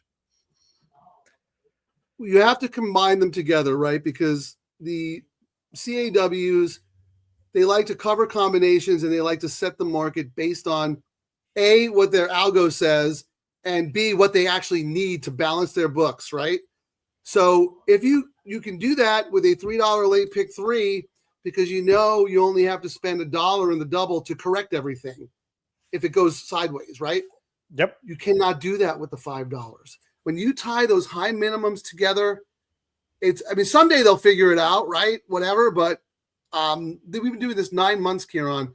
What have we had? Like 3 days where it didn't pay more than the parlay? Yeah. I mean, it's insane. Very, very rare. And usually what screws it up in California, the rest of the country, like Keeneland, horrendous. You actually lost money on some of the bets, but here unless there's been a scratch at the gate or like a really dominant chalk, you're coming out ahead all the time, which is rare to say.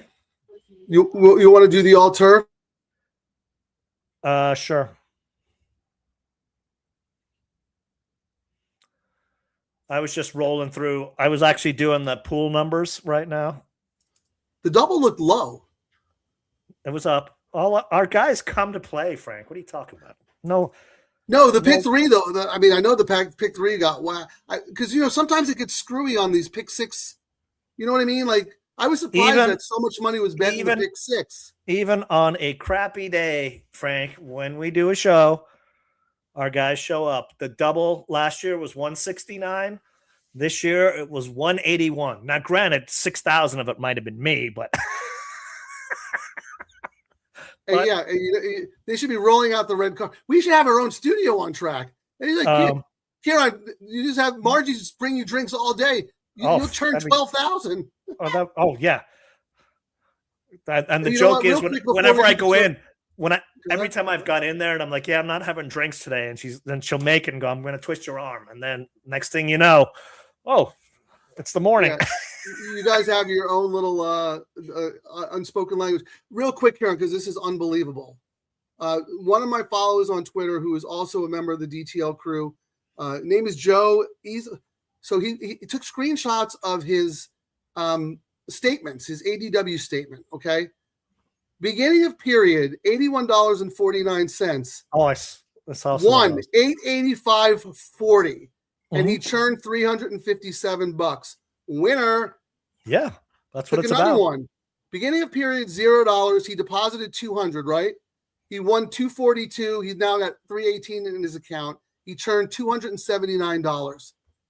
I guarantee you, it wasn't because he watched the handicapping show on Tuesday and took notes and wrote down his bets. Yeah. I mean, it's unbelievable. Guys, we love you so much. It feels good to be a horse player again. It really does, Kieran. It does. But anyway, let's do the all turf. I'll do the calculator. You can do. So who started the all turf? Oh, Tiger Hahn. Tiger Hahn. I think. Yeah, so $9. So what I'm doing here, this is $3, right? So you have to have Correct. it for. Oh, sorry, hold on. 480. Oh yeah, 9 divided by 2, and then that's 450. You got to put that back with the 9. So after the first race, you have $13.50. Okay, times 880. 880. You got to divide that by 2, and that gives you your parlay is worth $59.40 going into the last leg. What is that? What was the price? 880. You just told me 880. That's the last race. We missed the leg. First leg was what? $9 with 480 with 8. Wait, hold on. 9 divided by 2. So 450 plus 9. Your $3 is now worth $13.50. And what did you say? 440? It's like talking to a wall. 480. I feel sorry for. We have to confirm. Divided by 2. Now you could cash out $32.40, or you could roll it into the last leg. And what did they pay? $880? $880. And your $3 win parlay on the winners of the all turf, $142.56. Is that what you got? I got $285, but I think mine is messed up. $9, $480, $880. Yeah, that sounds very high. Yeah. You want to do it again? Chat. I'll do Chat GPT too. Like I said, guys, you don't have to stick with us on this. This is for our own edification, because I guarantee you there's nobody else in the whole industry who's actually paying attention. They don't want to show. This. They don't want to. They can't quantify it, so they don't. Calculate $3 win parlay. Horses that paid $9, $480, and $880. Correct. 80 and 8. Did you do it again? I did on a different service, and it came up even crazier. No, I got 142.56, same as my calculator. Okay, actually, I'm just going to half the number because it gave me 285, so it's doubling it out. Yeah, you got to divide that, but no, yeah, you got to divide that by 2 because that's the $2 pay. And I paid 188, so you still made the takeout plus some. What was the pool today? Do you have the pool number for the? Yeah, I'm going to get the pools. I already have them all except that one. But here, hold on. Congratulations. John Bell, thank you so much. Thanks, guys. Another winning weekend. Love the show. We love you guys and we appreciate you.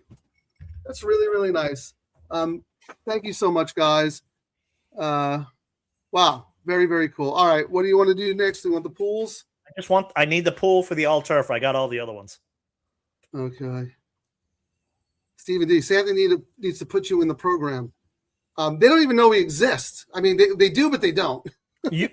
Mark Gelding should go in there with his DDD Trouble podcast because it seems that's how you get in the program. You buy in. You guys. He can recycle all of his beer cans and then go in there and say, here, I want to take out an ad in the program. All right, let me get the pool sizes here. We'll work for beer. Yeah, Terry said you got to be a spy to work in Arcadia. We got some spies. We had a spy yesterday. A lot of eyeballs on our show here, Kieran. I mean, the trouble, like disrupting the industry, it's a good thing. It's healthy. All right, here we go. Yeah, like I said, I thought the double was a little light, but it was 181 this year. Yeah, it was 169 last year. I need the all turf. I already did that one. Oh, so you did that? Okay. What was the pick 3? Pick 3 was 330. It was 307 last year, up 27,000 again. Did you do the pick 4 and pick 5? I want to see if they were down or up. I did not look at those bets. I don't care about those. All right, bets. I'll take. No, but it's important because it shows that I already know that it's down. While we went up. All right. Well, anyway, I'll go to the. No, I'm looking right now. I can tell you right now. What's the pick 4? The pick 5 was massive because people got knocked out of the pick 6, but the pick 4 was 398. Pick 4 was 443. What's the pick 5? I'm going to guess it was bigger this year because of the pick 6 knockout, 858. That's the largest we've seen, I think, all meet. It was 795 last year, so that was not that large. Percentage growth to ours, that should have been 1.2 million. Yep. What was the all turf? But there's a very logical explanation for why it was so large. They bet 113 into the pick 6, and they were out after the first leg. So they came back and played the pick 5. Yeah, they had to cover. Yeah, so all turf. Hold on, I got to go to a different screen. You think it'd be a lot easier to navigate all these things, but this is horse racing. It's not them. It's just the data. The Jockey Club wants everything locked up where you can't find the info. Yeah. No, but even the platforms are cumbersome. Like I get a spinning wheel. It's like, all right, the pools. Wow, Huron. What? How much? Wait, that's 132. Oh, wow. I thought we were actually 132 what? 775. I thought we were going to be down because when I saw last year's number, I was like, yikes. It was 115 last year. So, hey, just another 50K pool increase. Well, seriously, like on the low take. Wait, you said 15 or 50? It was 50,000 between all 3 bets up. The double was up 12. The pick 3 was up 23. And the all turf was up 17,000. So 50,000 plus boost on the bets today. And I'm going to update our spreadsheet. 15. I think we officially crossed the million plus mark for the show, Frank. We still have a lot of people watching. Thanks for sticking around. See, now it'd be great if we had like low takeout at Emerald Downs night racing or something. We just roll right in, man. So right now, 15 days, we've done a show 50% of the time, Frank. 58 days, we've done a show. 1,050,000 pool increase on the low takeouts. The days we did not do a show, which was including opening day, just to keep that out there, 115. 90% on show days, 10% on non-show. So it's amazing. I mean, we thought there'd be 9,000 copycat shows when everyone, oh my God, yeah, a gambling show. That's what it should be. Well, there are now shows that go live, but they don't gamble. They just give out picks, like TV live handicapping or all shows. the other shows. Like, I don't know. live handicapping show. Hey, and then I mean, do I have marks here? Do I show this one? All right, everyone, welcome to tonight's meeting. My name is Mark Gelding, and I'm a handicapping show addict.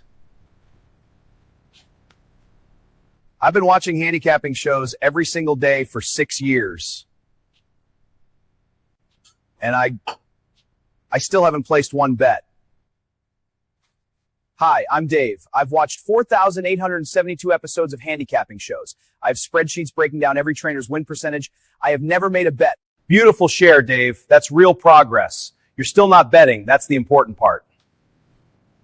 Would anyone else like to share? Hi, I'm Susan. Last night I stayed up until 3 a.m. watching a 3-hour breakdown of a $7,500 maiden claimer. I wrote down 47 different angles. I did not bet. I want to actually gamble. Powerful, Susan. Very powerful. The first step is admitting you're a professional watcher. The second step is clicking place bet. Any ideas how we get you there? Okay, let's go around. Who's struggling this week? I tried once. I had a 15-to-1 horse the show loved. Then I paused and watched a 45-minute race analysis. Then on the race day, the horse did not run. Yes, that's why we're here. We don't want to be watchers anymore. We want to be degenerates, real gamblers, people that actually place bets with real money. Look, betting is a big step. I know this sounds crazy, but what if we use real-time information, Will Pays, probables, Double Trouble Live versus outdated information from days ago? Guys, I did it. I stopped watching and I bet $20 on a 12-1 shot. It won. I just cashed $280. That's it. That's the spin.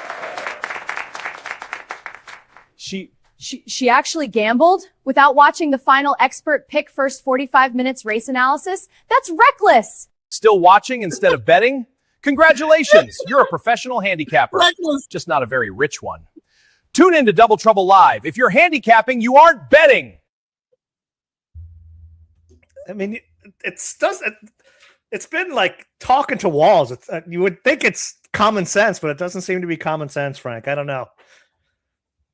No, it goes back to this long-standing stigmatism. Everyone thought in the 70s, 80s, horse players was sickos. You know what I mean? They were just gambling addicts, and you throw any product in front of them, they're going to bet it. They don't know that we do this. Like it's. I'm not going to go into that, but hold on. This is really funny. So I don't know if you saw on X. I am threatening you with a good time in Emerald because they have 12% pick threes and doubles, and I think the minimums are small, but they're rolling. But they have a Friday night 7:00 show, post time start. So I'm going to reach out to them and see if maybe be a little fun, have a couple of drinks, bet Emerald, and then one more thing. Look at RDW. Look at that. Right into the low sal early pick 4, which is also a very good bet. I know it's the dollar minimum, but I don't know about the takeout. But still, the dollar minimum makes so much difference. You get and it pays so much more action. And then, like, Radar Rob loves playing that, where Santa Anita races are over in the Eddie Logan suite. Everyone comes over. They start betting Los Al. And if you've got, like, a single on one of those legs, man, you can put some crazy prices in. Yeah, because a lot of times you see really heavily bet favorites there, a lot of 3 to 5 shots in some of those races. Yep. But I think that's about it, right? I mean, we know our schedule for next week. We're going to do Friday and Monday, Memorial Day. Check out the Folds of Honor info on the Santa Anita website. It's for a good cause. The buy-in is only $150. Who knows? You might get lucky and sit between, Kieran Thornton and, maybe Mike Joyce or Kurt Hoover or any other celebrity that might show up. All the big guys go there. It's a cool event if you can make it, for sure. All right, final thoughts. That's it. Thanks for watching, guys. The handle growth is you guys. The tracks will pay attention, but thank you for watching and supporting. Make sure you subscribe if you're one of the lurkers out there. We need help pushing our numbers out so more people will actually pay attention to us. We're brutally honest on this show. We challenge each other. We challenge the industry because we care and we want to see effective change. So if anyone out there who's not subscribed has anything to say, please hop on. This is an open dialogue. It's a safe space to voice your opinions about horse racing. We just want what's best for the player. We want the game to thrive. and we want to make money. We're making money again. It's amazing and charming. Santa Anita rolled out these low takeouts, and I honestly think, Frank, we're going to see some monstrous pools at Del Mar this summer. I think we're going to see some low takeout records at Del Mar. Just how Santa Anita's up to like 300,000-400,000 on the record was 405 on the pick 3. Yeah, Kieran's goal, and he set for us. We got to hit 500 on the pick 3 pool at Del Mar, and I think we will. But anyway, let's go. Good luck, everybody. Friday and Monday. Lowtakeoutbets.com. If we change anything, that's the schedule, and hop on our list. We'll start doing some stuff on that as well. The Matrix. I don't think I said it once all show. I need a wallet already on life support. They hit me with that low takeout. Now I'm feeling kind of sport. 15%, bro, that's basically free money. I'm about to turn $11 into a yacht by Monday. Low takeout best. Cha-ching. Double trouble, I'm doing this thing. My pocket's doing the running, man. Low takeout best. What?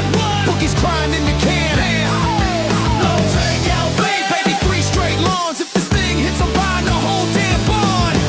Grass to grass, no dirt in my life. I'm so all turf, I might start photosynthesize. Santa Anita, low takeout, got me acting unwise. Told my wife, babe, I'm rich, now she want alimony twice. Double trouble on the mic, we causing the scene. Low takeout, let's all turf and retirement dream. If we hit this pick 3, tell the valet, keep the change. We're reading lobster tonight on a $12 range. Boom! Thank you, Santa Anita, good night.